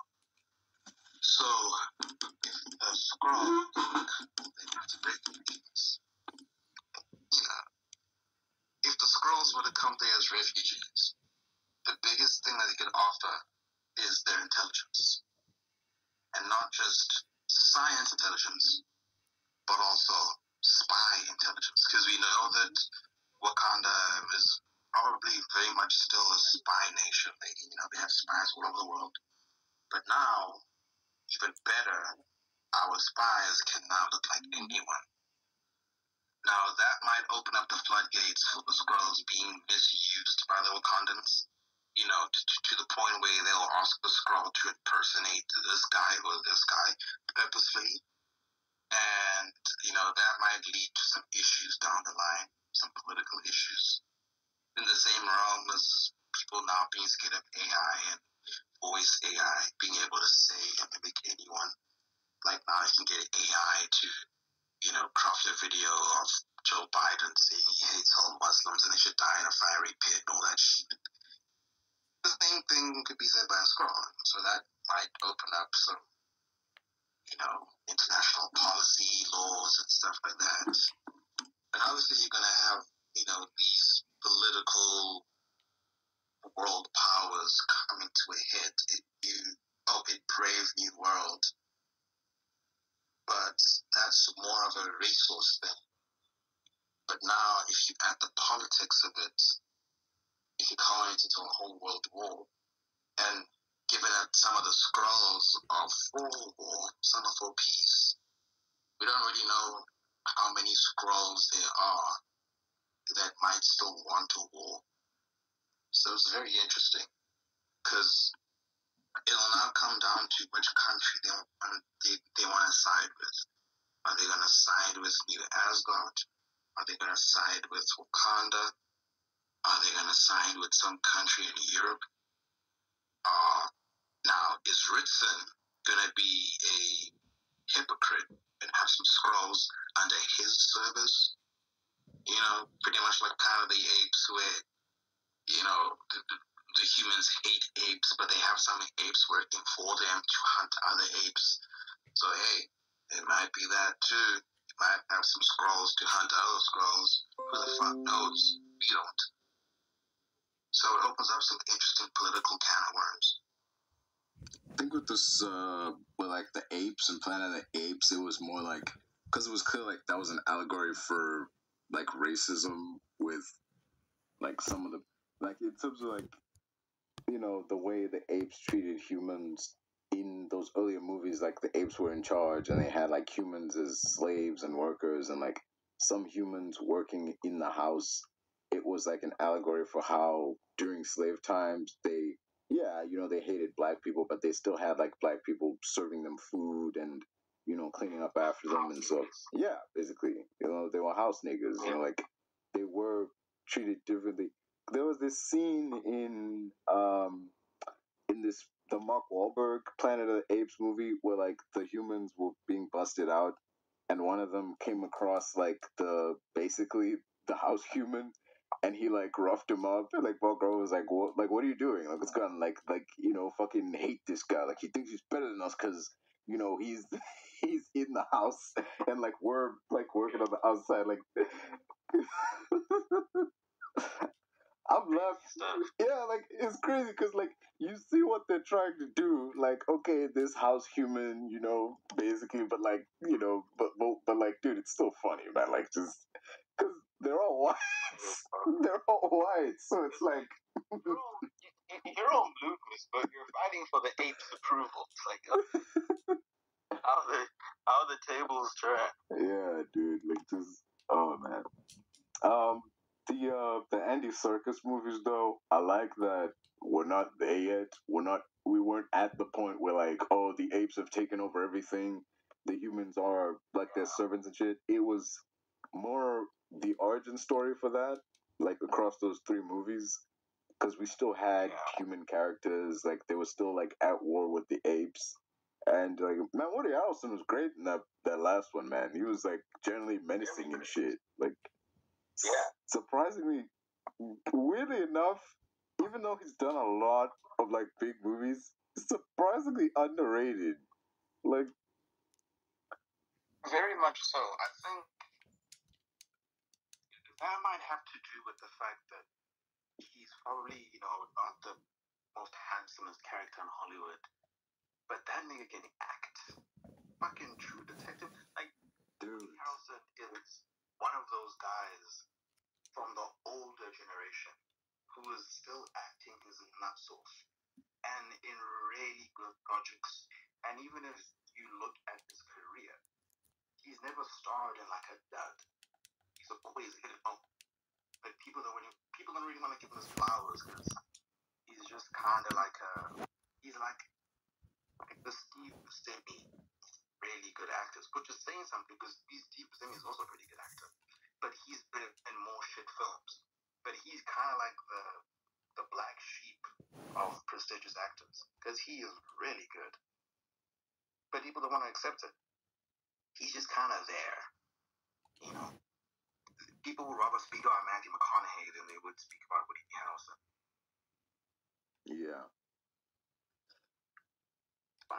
Though to be fair, in the concept of True Detective and like you know the impact that it had, given the time that it came out, you know, with like Matthew McConaughey's resurgent, because like prior to that, dude was just doing rom-coms, and like you could get why it was the bigger headline, like yo man, see Matthew McConaughey this in like this detective like horror story, because he wasn't known for that kind of role. But to see Woody Harrelson in that kind of movie wasn't as big of a, it wasn't a movie, it was a TV show, but to see Woody Harrelson in that, it wasn't as big of a surprise because he's done action before. So it's like, yeah, you can look at that movie and say, yeah, Woody Harrelson's great on that TV show, but it's like it's not as big of a head because like he's always great. It's not a surprise, but like McConaughey in that realm doing as good as he did as this nihilistic dude, it's just like so against type that it's the main thing that dominates the conversation.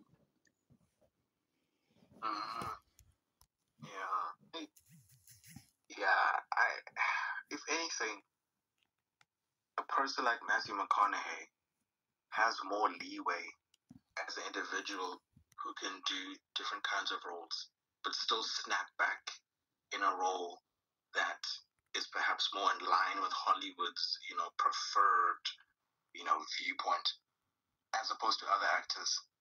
He probably has the most versatility, but also he has the most allowance as an actor to be like he's allowed to go here and here, and he won't really get blackballed for it. Like you have actors who dipped into rom-com and they never came back. But a guy like McConaughey, he's kind of like the Hollywood Uncle Sam. Like everyone loves him. He's the representation of all American. It's pretty interesting. People love him. And I think it definitely helps that he's acted with one of the biggest names in the industry as well, and he's tried and tested. He's an Oscar winner. He has that pedigree to where he's completed all levels, and now he's just doing side missions. Definitely. Yeah.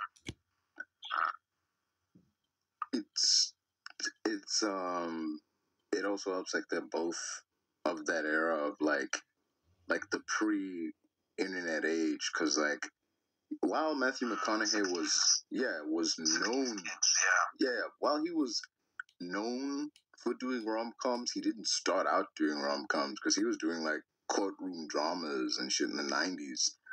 So so it helps that he could I was trying to make the point a while back, like it's good to take one can come back from taking a role in the MCU if they have an already established career, like if they've done big movies before that, because they have something they can fall back on.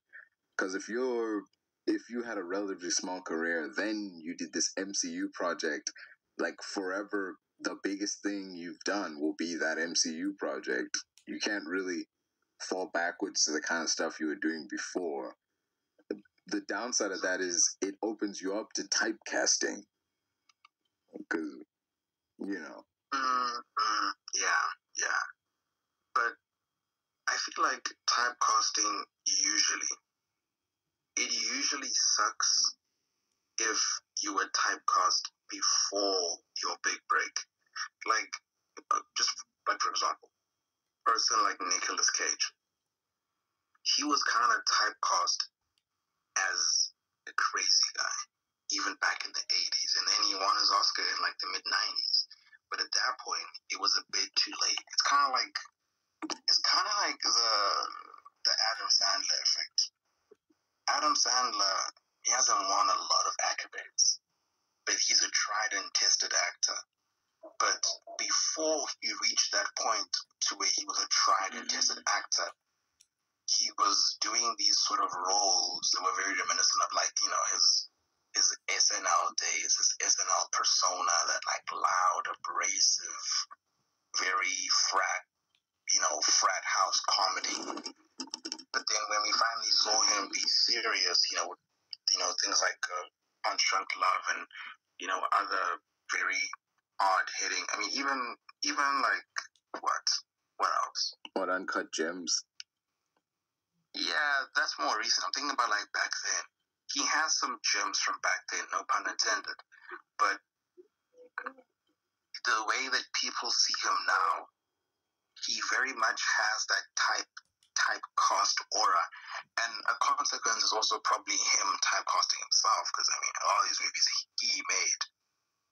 So he kind of acted himself into the corner with that.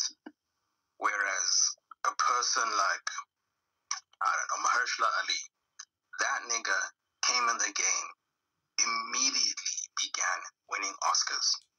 That's a nigga you can't typecast, because he has the accolades. I can say, hold on, I can do anything I want. So no one's ever going to try playing his face like that and be like, oh, you're going to be the black, crook who robs the store or whatever, or you're going to be the gang boss or whatever. you're not going to see that out of him, because now people are not going to want to play with him. Doesn't he have like a fucking 3-time Oscar winner? At his age, it's fucking unheard of. But when you see a person like, Bruce Willis and stuff, them being typecast as these action stars, or Jim Carrey being typecast as this comedic guy, I'm not so sure about Bruce, but for a person like Jim Carrey, the moment people finally began to discover his greatness as an actor, in things like, maybe Truman Show and, what's the other one? Is it Eternal Sunshine, yeah. Yeah, movies like that, and maybe later stuff like The Cobbler stuff, where you see the real actor, like the real actor come out. It was already at that point way too late in his zany character, to where now it's just like, well, he's okay, but he's very much the Grinch. He's very much Ace Ventura. He's very much the Mask. Like he's a zany guy. So for him, it's tough to get out of that, because that is kind of what established him. And that's probably why most people these days don't want to play a specific kind of character. Like a character that's so specific, a child can describe the kind of character they are. Like, just take a character like the fucking Alonzo from Training Day. That character is not just evil. Yes, that's a main part of the character, but he's a very complex character. He's a character who is so minded in his virtue that everything he does, he thinks is for the greater good. And he's a very complicated character, essentially.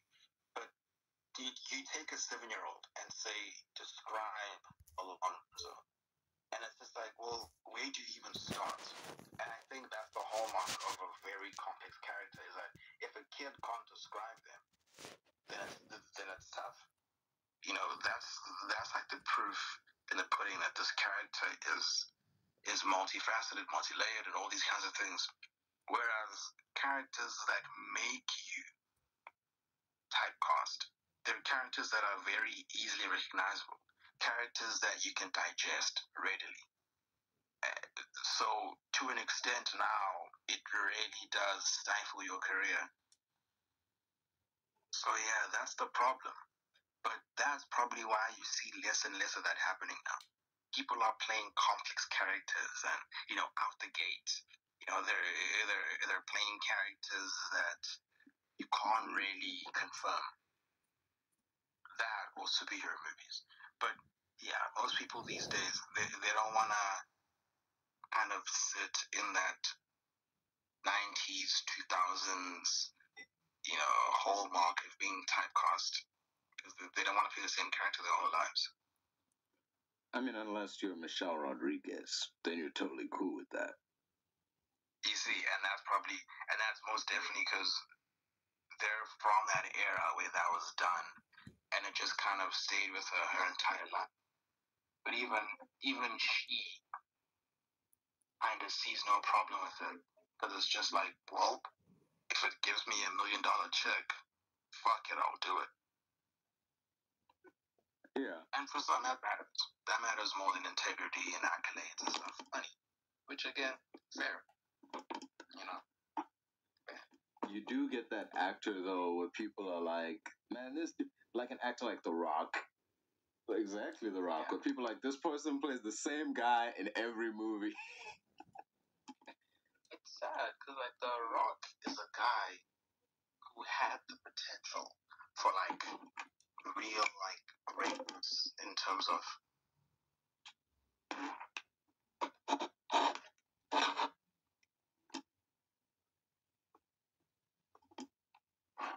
What, you're saying The Rock isn't, what's the word? isn't a success in terms of his acting career, because like a couple box office, movies would like to dispute that. Yo, can you hear me? Yeah, I hear you. Yeah, like, yeah, the Rock, if anything, he's kind of turning into a Vin Diesel-ish kind of guy. Because he started off very, humble's the wrong word for The Rock, but his roles were very earnest and toned down. And that kind of mirrors what Vin did at the start of his career, be it his student films and then again Saving Private Ryan and stuff like that.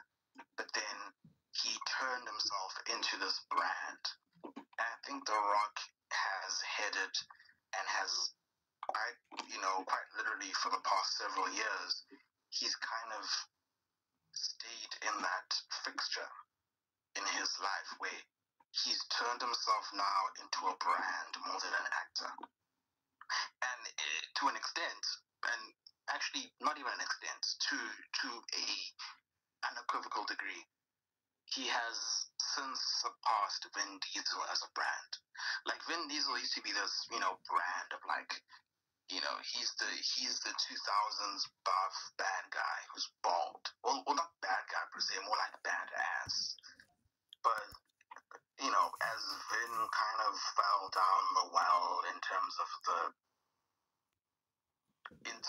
the maybe board of public opinion, maybe. Because, he very stressed about him being annoying and being insufferable and, being all these kinds of things. That probably, dulled his star a tad. But now The Rock, he has this energy, he's bring it, I bring it, I'm The Rock, I'm tough, I'm a good guy, I love kids, He has this energy. And it's kind of why when you see him now on like the WWE, you don't really get the sense that this is like the old Rock. Like, I don't know, like the way that The Rock acts now in the WWE, it's very different from like, nowadays, with that whole F-bomb and in Raw, like recently and stuff. Yeah, like he just keeps dropping F-bombs out of the blue. Void, there being any, it messing with like his brand, he'll be The Rock, but in like a different version of The Rock, like, okay, if I can't be The Rock of old, I need to come up with a new take on this character. I actually love like what he's doing now. Granted, it's not who he was back in the day. He's not cutting the same kind of promos. Because, like, I think now it's a case of, since the audience has, like, this Pavlov's dog response whenever The Rock's music hits, like, yeah, it's The Rock, and they cheer. I think now, more than anything, given that he's, tight with Roman and them, he's, like, trying really hard to get booed. Even though, like, people cheer every time he shows up, but, like, he's like, no, like, I don't want you to cheer. Like, I'm playing the villain. Like, you gotta boo. So he goes to like these extremes that he has now. Like, even like something as small as like wearing the vests he wore back in the day and doing like the Little Rock concerts and shit. It's like, oh, and you're right. It's not Flanderization. Even though he is doing the same stuff he did back in the day, he's not doing it in a way that's like, oh, he's just parodying himself now. Like it's, yeah. But though I've been loving his current run, though I have been really enjoying this, particularly this weird as fuck Instagram videos of him like dissing Cody Rhodes and his family and like the hashtag fuck your story. It's very interesting because when you look at the history of it, I think it was, who's this guy? Is it Yokozuna or forget, but their dad had, is it their, yeah. It was, I think it's Roman's dad, Rashiki or something. He had beef with Dusty back in the day. And now it's like their kids are facing each other in another WrestleMania, just as they faced, they faced off in their own WrestleMania like 30 years ago. Now they're facing off as well. So it's very much a legacy thing. It's pretty interesting. It's a good storyline, I'll say. Yeah. Better than the past few years, for sure. Though, I just like, dude, it was so bumpy getting here, though. Because, like, when, thing is, like, Cody wins the Rumble. Like, okay, we see now the road is clear. He's going to fight Roman at WrestleMania. All right, finally going to finish the story. But then, like, out of nowhere, he's like, yeah, I'm going to take that title off of you. And, I'm going to finish my story, but it's not going to happen at WrestleMania. And everyone's like, wait, what? And then he brings out The Rock. And, like, The Rock is squaring off with Roman Reigns in the ring. And it's like, I was so confused because I'm like, wait, does that mean he, like, gave up his spot to The Rock so that, like, The Rock can fight Roman? In a way, Like, yeah, it's kind of sad. He's taking like a backseat. I mean, he's still very much loved, but it's kind of looking like that. yeah. Yeah, but, like, thing is, at the same time, this is a match that people wanted to see. People have been, like, fantasy booking Roman versus The Rock for years. So it's like, yeah, finally we had the opportunity to see it. But at the same time, it's like, but wait, we also wanted dude to, like, finish the story. So, like, it's like, Exactly. we want this, but we don't want this right now.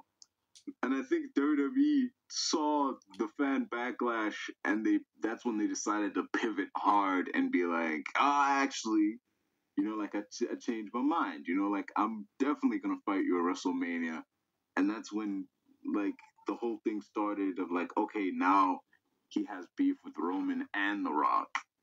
But, like, weirdly enough, like you mentioned him taking a back seat, the strangest shit is, like, yeah, Cody's fighting Roman at WrestleMania, but, like, The Rock is taking center stage in all this, because, like, he's the one showing up every other week. He's the one cutting those weird promos on Instagram, and, like, he's the dude that people are talking about more than anybody, like, and he's the bad guy.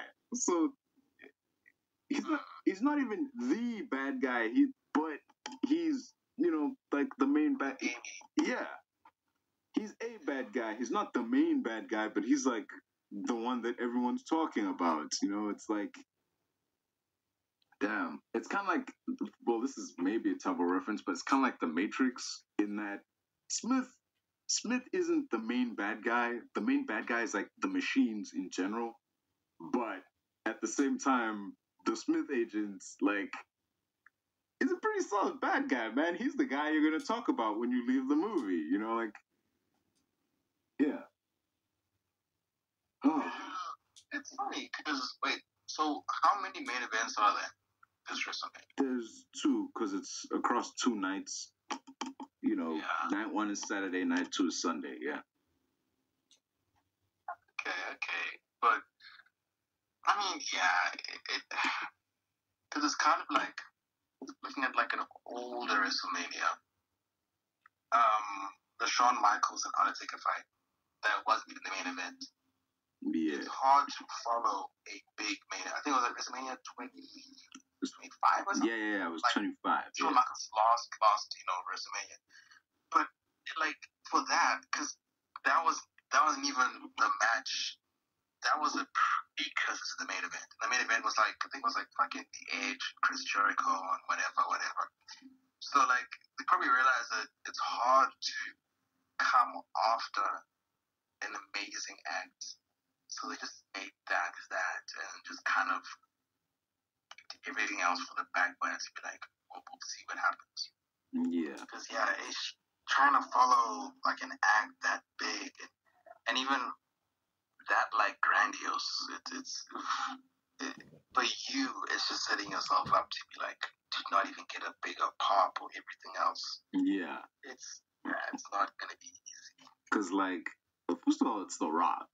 Like, how you gonna follow The Rock, dude? Like, it's just, you can't really follow that. Probably, like, his most, I don't wanna jump the gun, but I mean, yeah, he is pretty much older now. But going into his 50s now, I'm not sure if he's at his athletic peak, but he most probably might be, given that he's probably the biggest he's ever been, probably since Pain and Gain. Mm. Like, if you look at The Rock's biggest size, it's a cut-up, it's like a toss-up between Pain and Gain, Black Adam, and now. And like every year he comes back, he's just always bigger. It's like, what the fuck is going on with this guy? He's getting older, he's getting bigger. Doesn't make sense. And he was shredded in Black Adam. He was fucking veiny everywhere. Like, especially in that scene when he, like, gets the powers for the first time. Like, he was ripped to fucking back, man. Exactly. And it's interesting that throughout his career, in fact, and I was watching a video about this yesterday. Throughout his career, The Rock, he just doesn't. He doesn't really speak a lot about the things that he used to be as big as he does, and he has always maintained he doesn't use steroids. He's always maintained natty. But okay, I mean, given that in itself is a statistical impossibility, given his size and age, sure, fine. You're not on, that. But what are you on? Because you're on something, dude. Like, you can't just say, oh, you're eating chicken and rice and, and broccoli and bison and blueberries. Because, like, that's like his diet, But, like, come on. He's definitely on something. If not, because, again, he's definitely on steroids. Definitely. But sure, you won't even admit that. But you won't even admit what you are on as an alternative.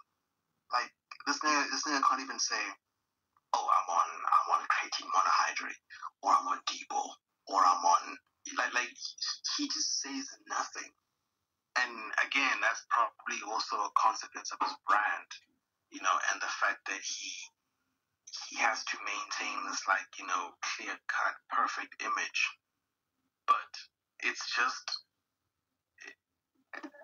it doesn't really, like, it leaves much to be desired to be like, well, you're this big and you're going to tell us that you're an addy. Like, dude, don't insult our intelligence.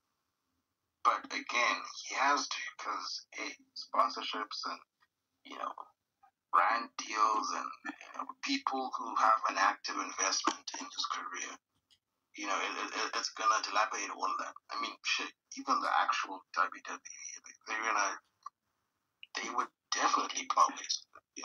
I think Triple H would have that. They do. So, yeah, Well, they do have, like, the policy, like the wellness policy against that sort of thing. So, like, yeah, since the whole Chavo thing. Yeah, it was Eddie Guerrero because he had a heart attack. Yeah. Yeah, like, I don't, but at the same time, he has to reach a point in his life where he just comes clean, man. Because you can't go your whole life saying I'm clean, like that. You look like that. Let's be so for real. It's kind of like a Liver King thing, almost, but not exactly. No, like it's yeah. I think with Liver, it's just the fact that he just looked so mangled. Like, at least The Rock has like a cleaner physique. Yeah. He just looks so manly, and all the fucking things he did, like eating raw meat and stuff. That didn't help the zaniness of his character to be like, okay, well, you're a bit eccentric, so you're definitely on something. Yeah, like, just yeah. I was looking at, like, some of the videos, and I'm like, all this crap that this guy is eating, and it's like raw sausage in like milk and powder, like, and he's like dipping the sausage in the milk, and I'm like, This is some nasty shit. You expect me to believe you got pig eating this crap? Like, yeah. no, dude. It's just like, dude, be for real. Like, just be serious. Yeah. Him and his freaking, what do you call it, the caveman diet, that it, like, talking about, like, warriors of the past and, like, how they just ate raw meat. Like, no, dude. No, they did not. Stop lying. Like, they cook food like we do, man. Like, even a carnivore, I'm thinking meat folk, like, you're gonna be crapping bricks for weeks. Like, you need to have anything. Yeah, dude. You can't just have this thing. You need, like, fiber and shit, man. You can't just eat meat. Like, dude. You need fiber, protein, sodium. You need so many nutrients in your system. And you're just gonna eat fucking bullshit and claim that, oh yeah, no, it works. It's like Joe Rogan with his elk diet. He eats elk. He thinks he's so different. He's like, oh yeah, no, well, I eat elk, and shut up, Joe Rogan. I mean, it's kind of harmless because, like, it's not like there's a crop of people who want to look like him. No disrespect, but, like, dude. Even if they wanted to, it would take a lot of money to achieve that, especially because elk is fucking expensive. Yeah. So at least, like, his lifestyle per se is readily unmakeable. Yeah. You can't make it that easily. Yeah. And he just looks bad. He's just a puffy mess monster. Like, Jesus Christ. He's somewhere in the middle. Like, he's not out of shape, but, like, at the same time, he's not in shape. I don't know if that makes sense. Like, yeah, like, which is weird because Joe Rogan never had, like, a bad body per se. It's like, Rogan is just short, but even when he was younger, he still had a full head of hair and stuff like that. His body shape and structure looked normal. He was a normal sized guy, like in UFC 1 to 7. Like, he was a fairly average. In fact, he looked like Matt Reeves, if anything. Yeah. And then he was even in that TV show. He was even in that one TV series. At Fear Factor, yeah. And even before that, he was in, like, a weird, like, TV show. It felt like Friends, but it wasn't Friends.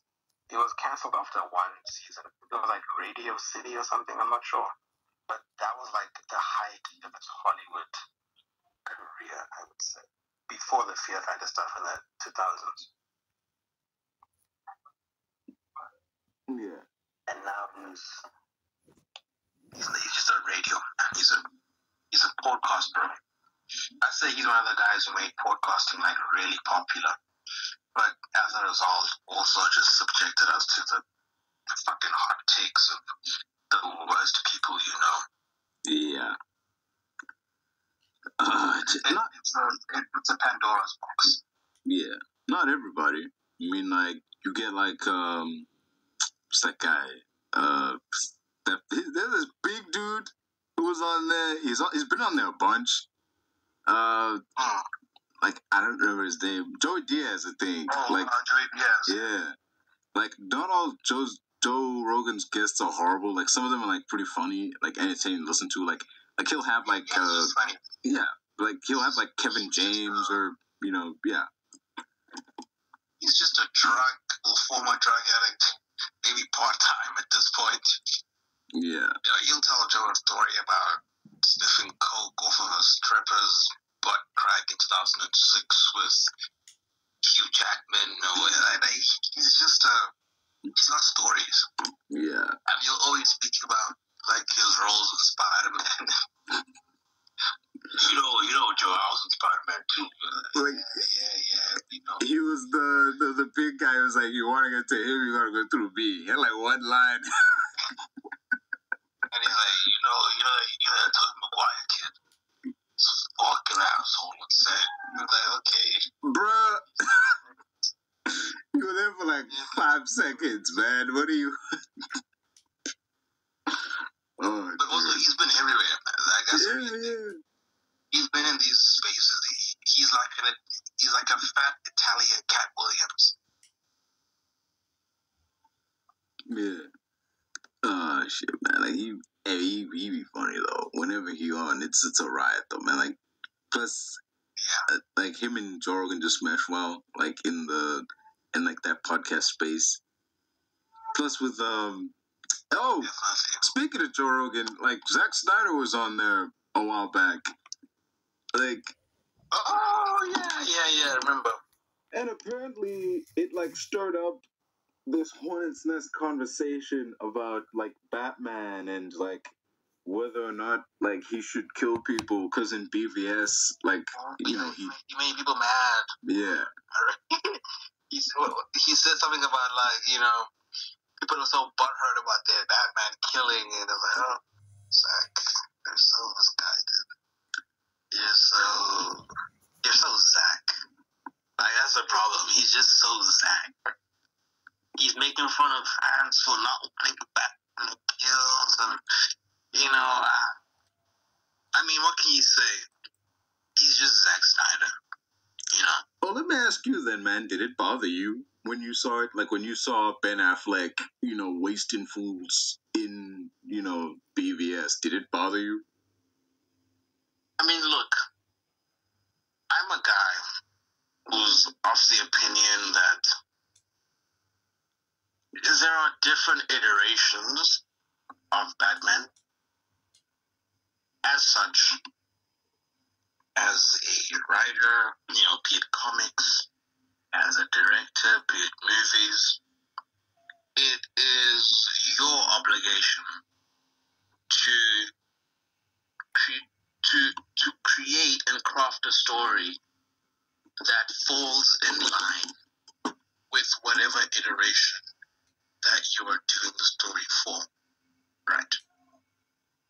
So as such, if you're gonna craft a story that, say, is based off of New 52 or Gods Among Us or whatever have you, it's important to have heroes that are congruent to one another. So when you have a universe or setting with a baby-faced Superman who's just starting out, and a Wonder Woman and a Flash, and, essentially the crux basis of a New 52's origin story, brand new origins, and, just following a structure that has been set. It's important to have a Batman who falls in line with the universe you're writing for. Most Batmen who kill are older Batman, jaded Batman who've been around for many years. And putting that kind of Batman in a universe where Superman came 2 years before kind of breaks the conventions of storytelling, because it just doesn't make sense that Superman would come so much later in Batman's lifetime. And obviously so much later is like 25 plus years, I mean, Robin's dead, so it's been a while. Robin's dead, and there's no it's confusing. It confuses the fan, where you're in this world, and there's no Jason Todd, and there's no Carrie, there's not even a fucking Barbara Gordon. Like, there's no one. I mean, that was supposed to be. We were supposed to get a Batgirl movie, but like at the time, yeah I could see that. Yeah. And it kind of upsets fans, and I get it. When you have a Batman who was stiff for so long, and that kind of archetype of Batman who's jaded, should have a Superman and just an entire universe that is in line with how long he's been Batman and the time period in which these stories take place in. That Superman should be the president's Boy Scout. He should be also graying in his temples. Wonder Woman should have already long since had a Wonder Girl. All the Robins should be adults. There should be a Teen Titans. There should be a Damien, or if he has an existence iteration, then fuck it. You know, there should be a Justice League. There should be a Crime Syndicate. There should be everything already established. To have a Batman who's 20 years in and jaded, and then he's a killer. But if you're gonna craft a brand new world with a fresh babyface Justice League and a 20-plus year Batman, it doesn't make sense. And people are angry because you're putting this Batman in the wrong universe. I get it. At most. And you've seen this with the DCAU and DCAMU. We've seen that by the time Batman joins the Justice League, he's between 7 to 10 years in as Batman. He's been Batman long enough to people like the Flash are extreme fans of him. Like, they followed him since they were kids. You know, because the Flash is like early 20s. He's a out of uni, friends in lab, whatever. Batman at most should be 10 years in at Batman. Not 20 plus years in and a grizzled adult who doesn't like anything and anyone. It just breaks the conventions of storytelling. So I get that. You could easily have that Batman who shoots people with, tanks and, fucking fist-sized bullets with warheads and whatever. But don't put him in this kind of story because you're ruining it. So I just feel like Zack wanted to have his cake and eat it too with that kind of Batman. Because you can easily tell that his only interest was in Batman. The Justice League kind of came after. He was kind of left. He was given the league to babysit when he just wanted to play with Batman. So obviously now you have this BVS movie and, they gotta put in Superman and, they gotta put in this and that. And then he's also gotta make a Justice League movie. And he didn't really want to make a Justice League. But now he has to. When we all know he wants to play with Batman alone. So he has to make compromises. He creates his perfect Batman around a Justice League that's supposed to be young and just starting out, and they just formed and whatever. And that creates problems. So it's not necessarily just him at fault, but he's not really helping his case either. That's how I feel. In essence, you should have a Batman who follows the universe. And in the Justice League's case, should have been a slightly younger Batman, who's not 17 years older than Superman. You should have had a Batman who's got a Robin, who's a bit more of a team player, even though Batman notoriously isn't a team player. You should have had, Batman who's not so easily swayable by fucking media and the perceptions of superheroes or whatever. So yeah, things should have been one way, but they were another. And Zack will forever be crucified for that. And I get it. Yeah, I see your point in that, like Batman, in terms of the universe he's set in, should be designed in a certain way, even if that certain way runs contrary to like what Zack Snyder was going for with his more grizzled Batman. It was, I don't really blame him for this, because this was clearly, you can tell dude didn't want, bored. Many people are at fault, not just him. Yeah. Like, the plan wasn't even when they were discussing BVS, he explained very early on, like, they actually had no desire to do Batman v Superman. What they were all coming together to discuss was like Man of Steel 2. And they were like, we need to expand the universe. Let's partner Superman up with somebody.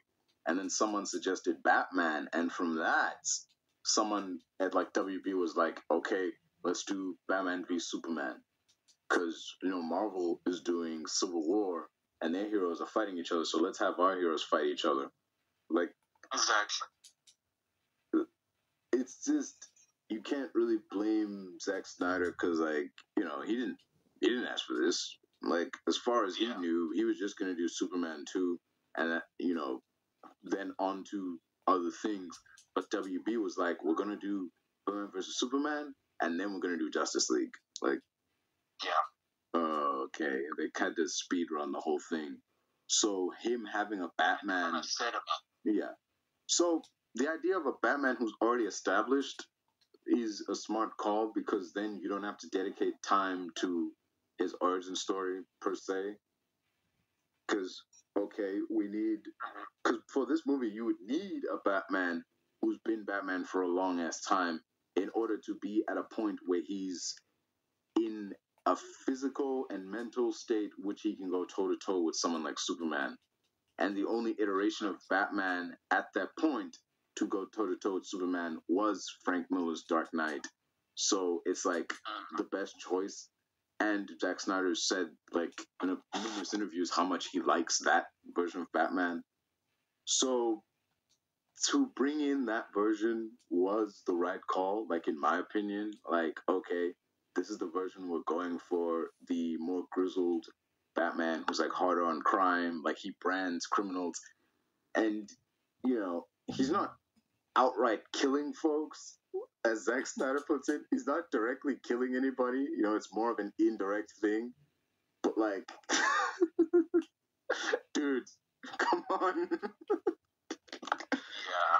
There was this car chase scene. I'm like, he like causes this car to crash into a container, and then he like hooks the car to the Batmobile, and he's dragging it like a wrecking ball, and it like blows the fuck up. I'm like, okay, dude, that guy's dead.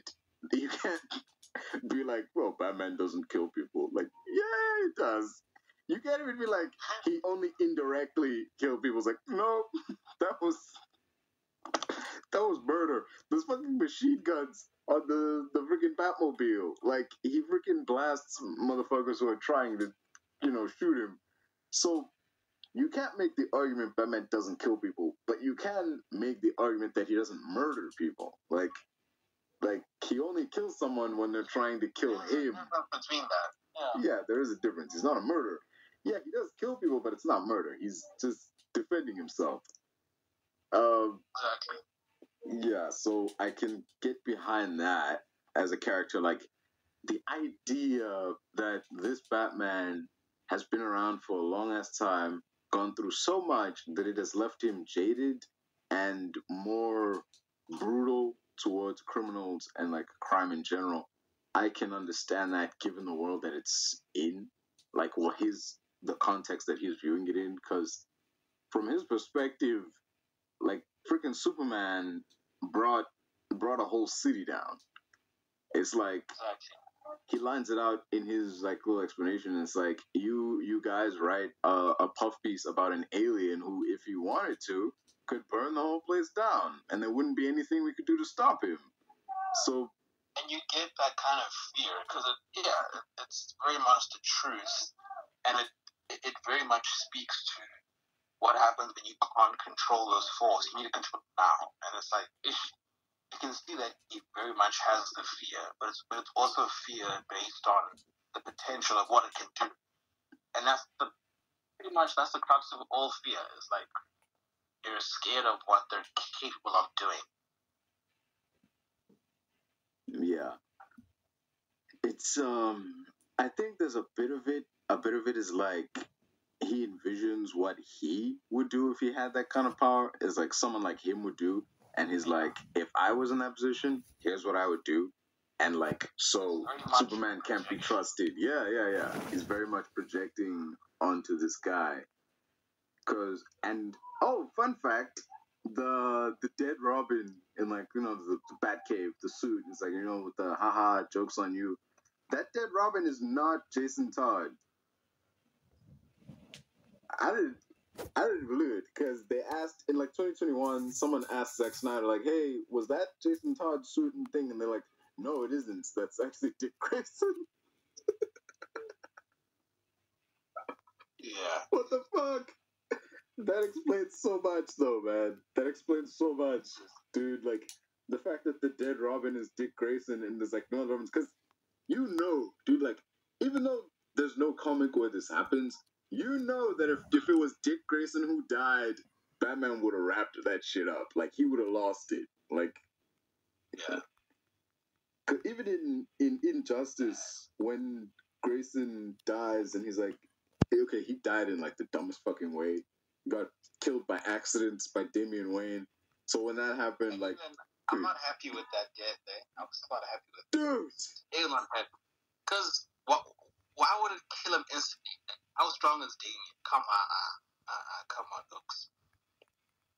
Slam themselves into the ground during fights, and they come out okay. How's a fucking police baton thrown by a 9-year-old? I mean, I get, okay, that's happened for the story. Come on. we could have come up. We could have done better than this, man. I mean, dude, so much better. that was But so. what you gonna do? Hey, Injustice is injustice. What can we do? dude, I couldn't. I still say that was so dumb. But like, if anything, that comic run proved that if Dick Grayson had died, Batman would have lost his fucking mind, and he does in both in BVS and in Injustice. Because in the that Injustice movie that came out, the animated one, like Catwoman went down to check on him, and he was just like punching, like like he was punching so hard that his fists were all bloody and shit, and she had to like just like cradle him, and she was like, just let it out, man. Like she can tell, like dude is really going through some shit here, man. Like that was He doesn't play about his first son. Like that's literally his first son. Above all else, above blood, and that's his first kid. You don't play about it like his first. You really don't. Yeah. It shows more than anything. It's something that I've been like saying for years, dude. With the crowbar. Dude. Man. The birth of Red Hood. Oh, dude. Really care. He was like, yeah, that's what I'm saying, dog. Like, he could give a fuck if it happens to Jason Todd. Like, he cares about Dick Grayson way more than Jason Todd. Like, he's like, okay, fuck, it happened. That sucks. Okay, on to the next Robin. I mean, yeah, he got mad about it for a bit, and he like chased after the Joker, but like he was chasing him anyway. So like, you didn't do that, mate. You didn't do that, mate. Like, come on. Yeah, that sucks. Shit. I mean, no wonder he has so much hatred. Like, I fully get Red Hood. I fully get it. Yeah. Like, justified. Like, I get it. Why wouldn't you want to kill the guy for, killing me? Like, I get it. Yeah.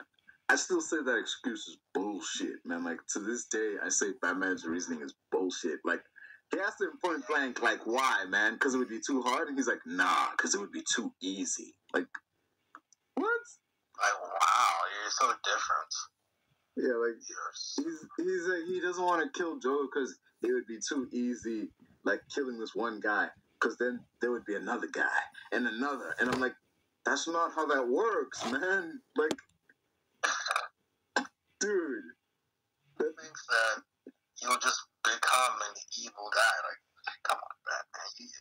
You claim to have such unwavering mental fortitude, yet you can't handle just killing a baddie. Think it's gonna make you into a baddie yourself? Not just a baddie, the fucking Joker, dude. Like, if there was anybody, dude.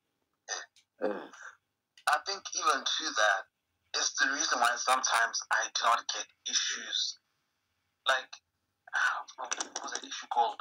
The issue where he got Superman's powers, and eventually the powers corrupted him, and it took the entire Justice League's collective efforts to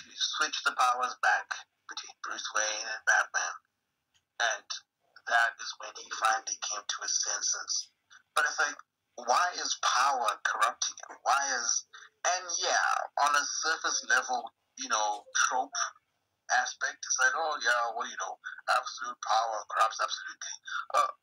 That's fine, but this is Batman. This is a guy who has probably the highest mental fortitude on the planet. Why is power corrupting him that easily? It doesn't make sense. It feels like something that fucking Joe Blow who works in a factory would do if he suddenly got powers. And we've seen that before. But now that it's Batman, arguably the strongest mental minds of our generation, it's going to corrupt him in 24 hours? Like, come on, man. Come on. Killing would corrupt him, like, immediately? Like, come on. Like, nah. I don't buy that trope when they give Batman so much power.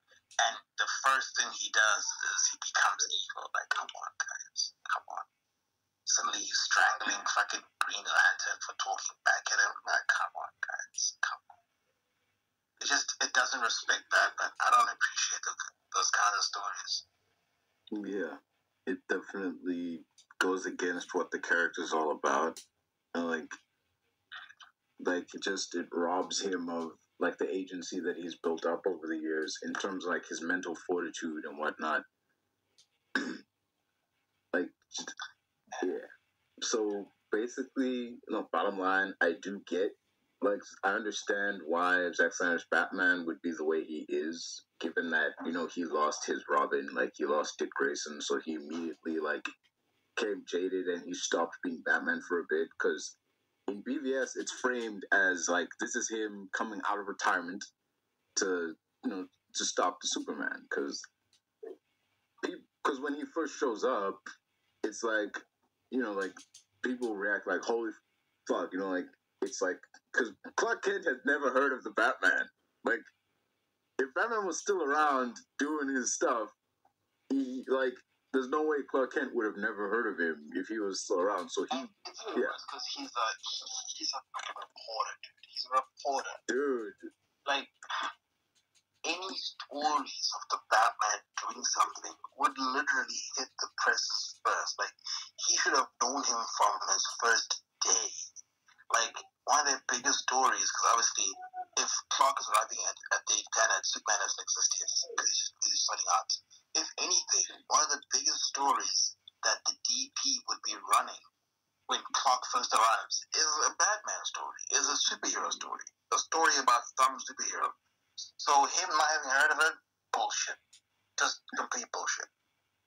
You know what's really bullshit? When he was at that party and Bruce Wayne rocked up and he's like, who's that? What the? Come on. What do you mean, who's that? I get not recognizing him because maybe you don't watch TV a lot or read newspapers, okay, and which alone is a stretch. But not knowing who he is after learning his name is just bullshit. Because it's okay, some people haven't seen him before, right? Face to face, really face to face. Okay, that's fine. But now you hear his name. Oh, that's Bruce Wayne? Come on. And then you're gonna say, still don't know him. You don't know who Bruce Wayne is by name? Come on. Nah. Yeah, just with all the Wayne stuff all over yeah. Oh, Bruce Wayne is this Billy. He owns come on. Yeah. Oh, jeez. But with I could see not the fact that someone doesn't recognize him by face, because he's kind of a recluse. He's not the playboy that we see in The Dark Knight or Batman Begins. Because there's a scene in the Ultimate Edition where we see him waking up in his his house by the lake.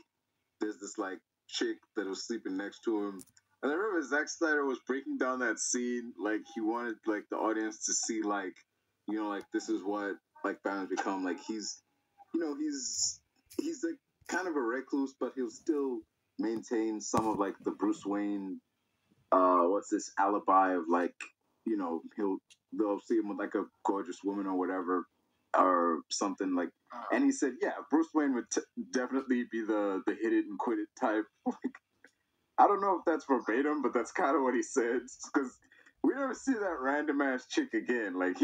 Like we see dude waking up, there's a chick in bed, and he like gets up and goes to like make coffee or some shit. I'm just like, wait, who is that? Like it makes sense because like yeah. Like Bruce would totally like bang some broad and then like like Losa the next day like Iron Man or some shit. Because there was funny enough, it reminded me of the scene in Iron Man 1 where at the beginning of the movie he shares this reporter. He like shares this reporter and like she leaves. And then later in the story when he's attending this party, we hear this voice go, "Hey Tony, remember me?" And he's like, "Nope."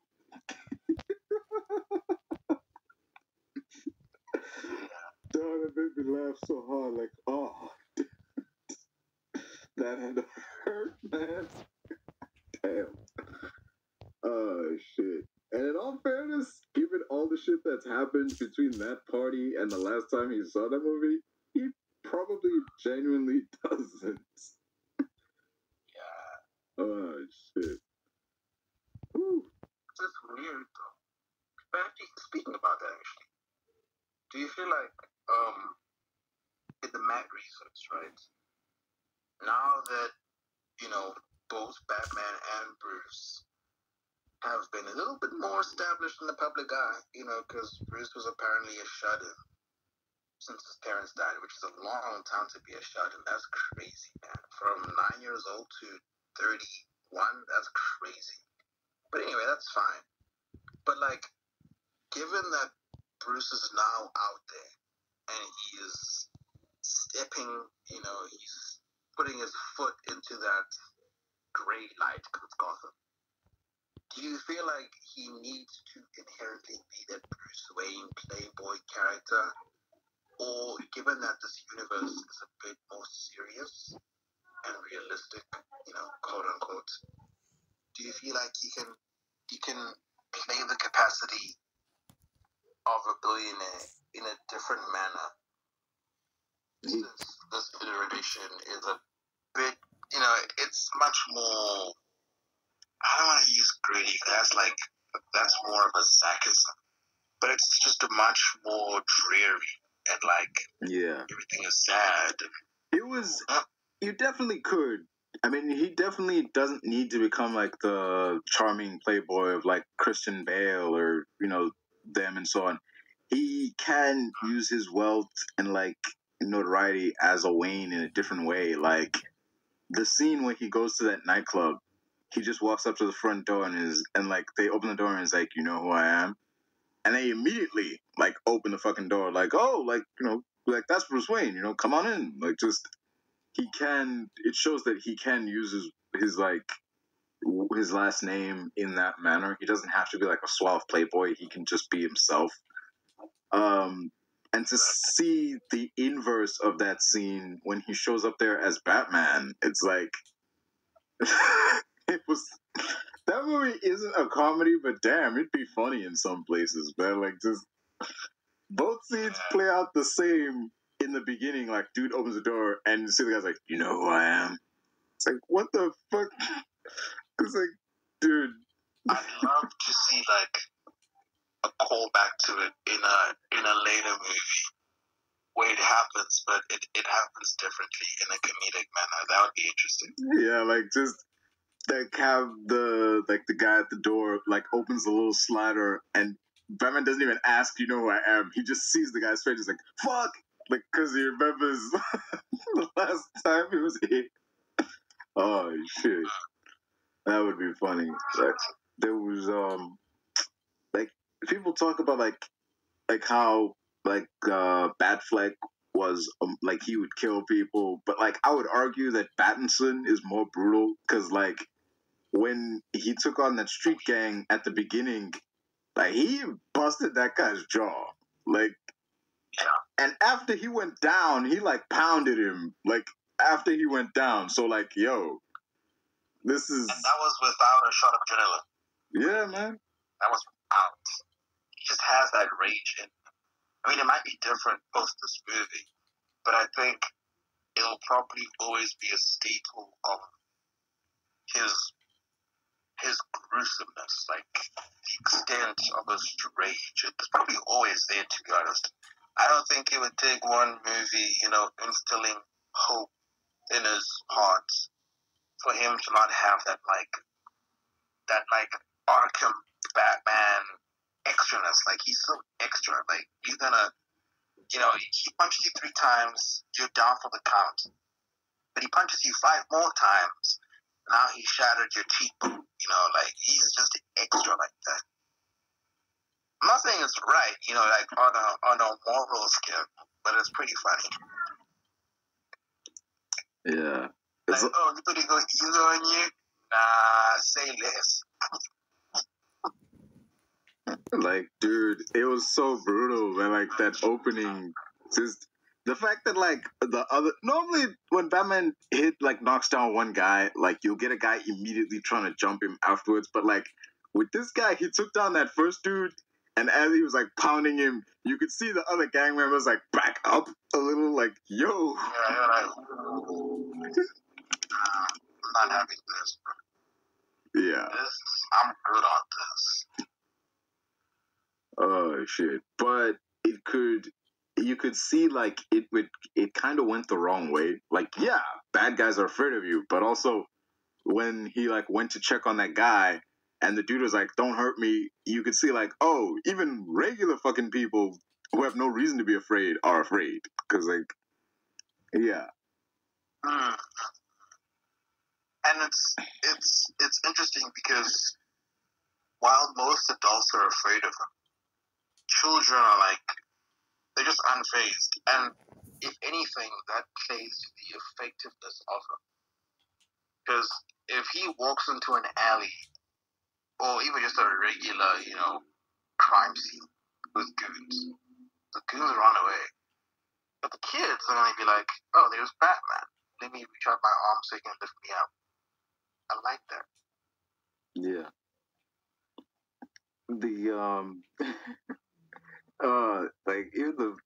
I love that this movie shows that there's elements of like parts of the police force that don't intrinsically trust Batman, because every iteration to like even some parts of the Nolan era were like, okay, once they got used to Batman, it was like, oh, he's practically one of us now. Forget the fact that he's a vigilante, like once they found out his shtick is like, oh, he's helping people, it's like, all right, whatever. He's practically a cop. But like in this version, it's like year 2. The police know about Batman, but just because they know about him doesn't mean they trust him. There's still those people who are like wary of him. Because in that first crime scene he goes to, you remember, dude, I remember I told you like about this because you had just seen it, and I was amazed. I'm like, yo, this is dumb, because every other cop like lets him pass, right? And then you get that last guy who's like, whoa, and he puts his hand on his chest, like, where do you think you're going? Oh yeah. And like you and I, like, we both agreed like that was dumb. Like, bro, what are you doing? Do you not see he just walked past like 30 cops? And you think you're the last guy who's gonna be like, whoa, whoa, whoa, where you going, man? Like, oh shit. Like, he knows he's the main character. bruh.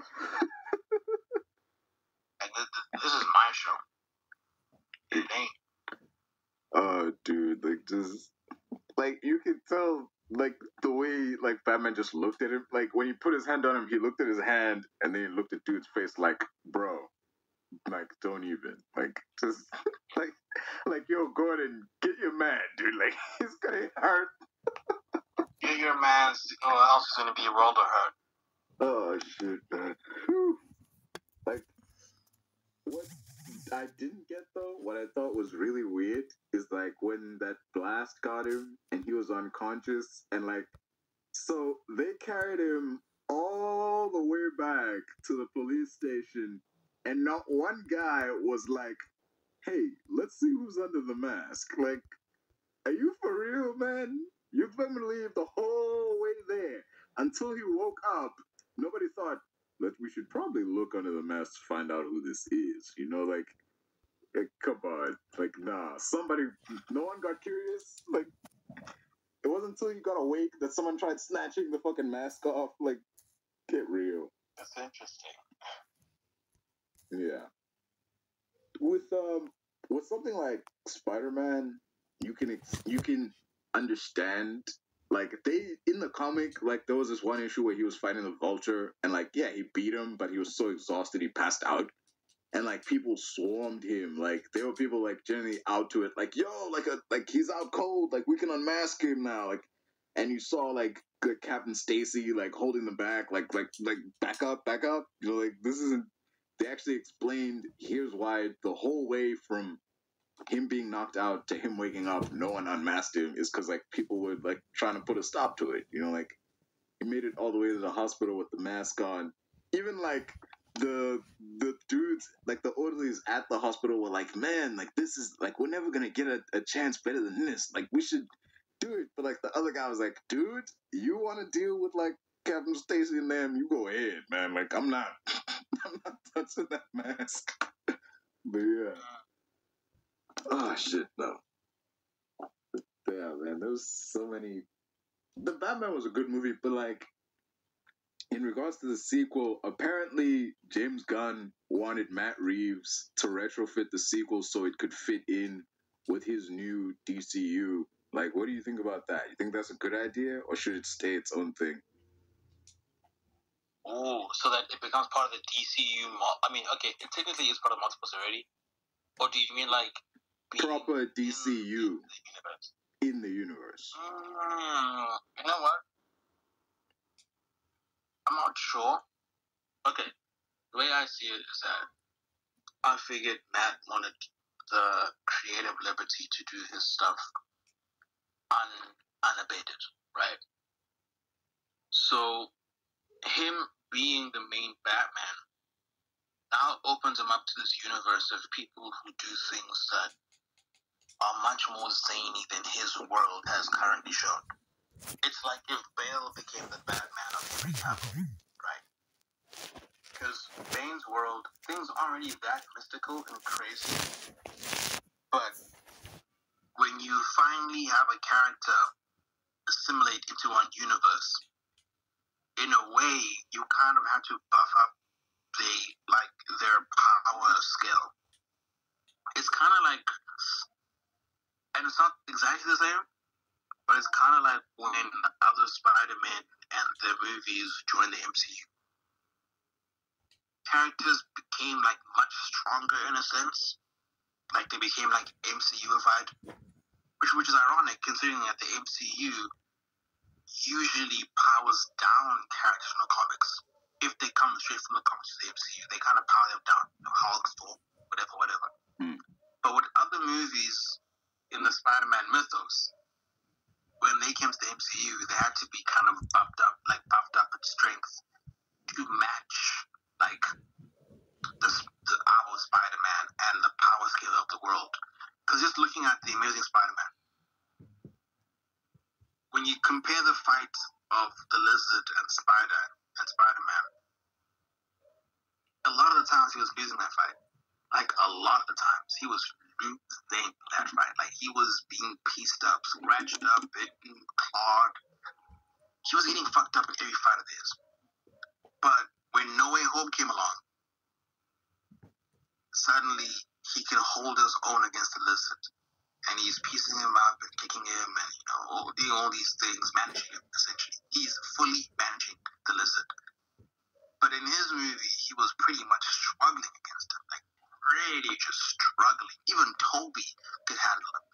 Granted, Toby is statistically the strongest Spider-Man, even from his world scaling.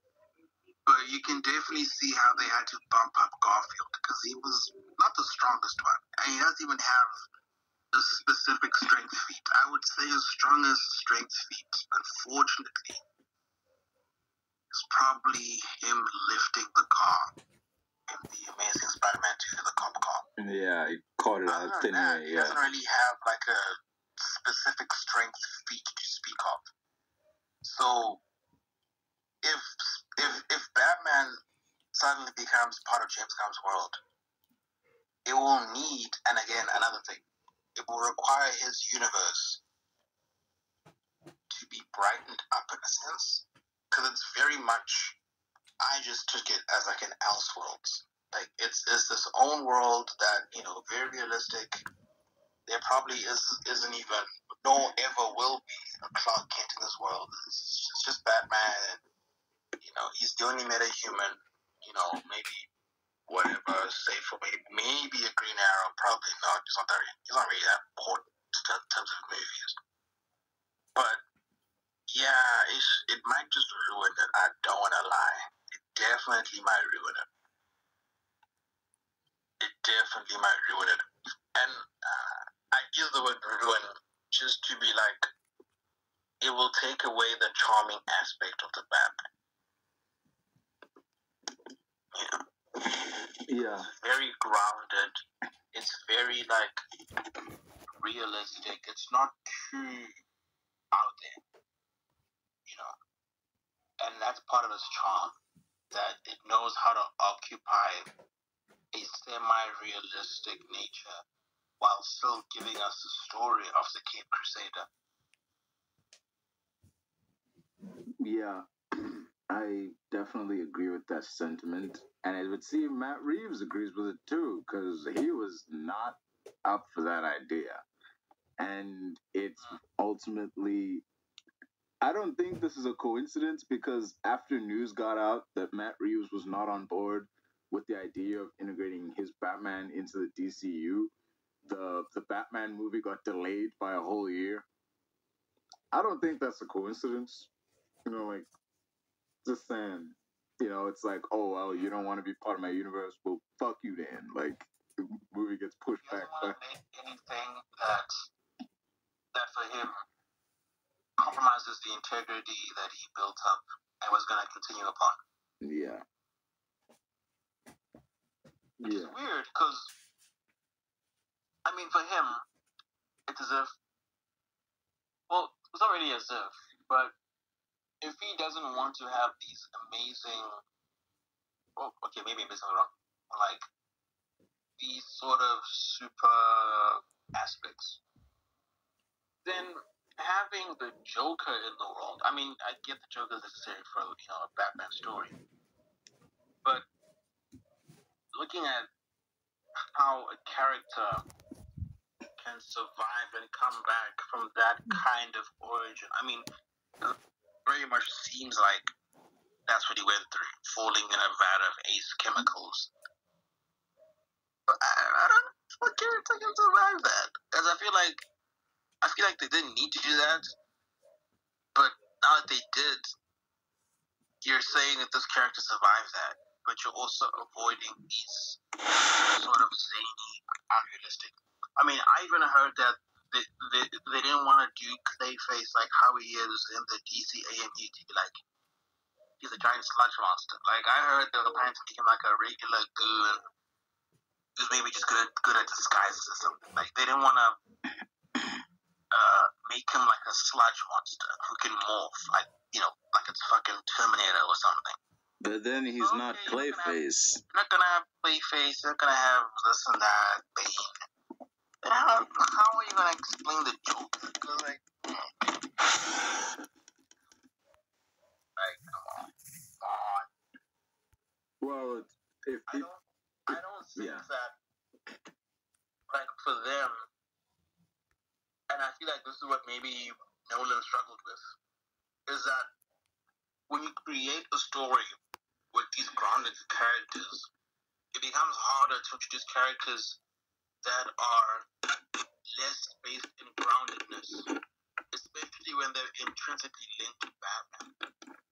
It's not going to be an issue to establish them, because they're a bit more out there than the concept of a billionaire man putting on a costume and fighting crime. So, yeah, I think that's the biggest issue with centering a Batman story around, like, realism and, you know, grounded, reality-based aspects. Especially when you're going to need people in his world to be a part of his Rose Gallery, who, again, are completely not anywhere near the scope of...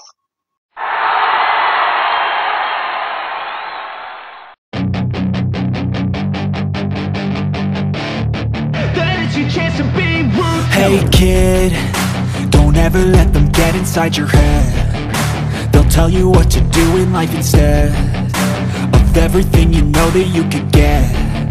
Don't let them guide your life towards regret. I'll fight for what I love with every breath. My past is filled with things I won't forget. I use them all to push me to my best. So treat the worst of times just like a test. If only I could go back in time, I'd tell myself that everything will end up alright. Just push yourself, test yourself, figure out what you like, and find your limits, don't be rigid, always work towards a prime. Surround yourself with open minds, people can change your life. A few friends with intent can help you feel alive. Find a passion, take some action, and with a little time, just be patient, make a statement, try to enjoy your life.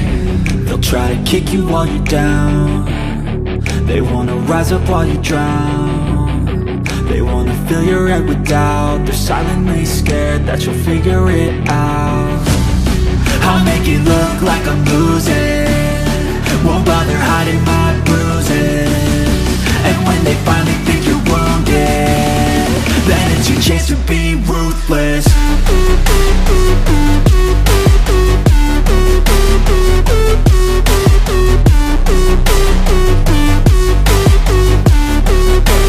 Chance to be ruthless.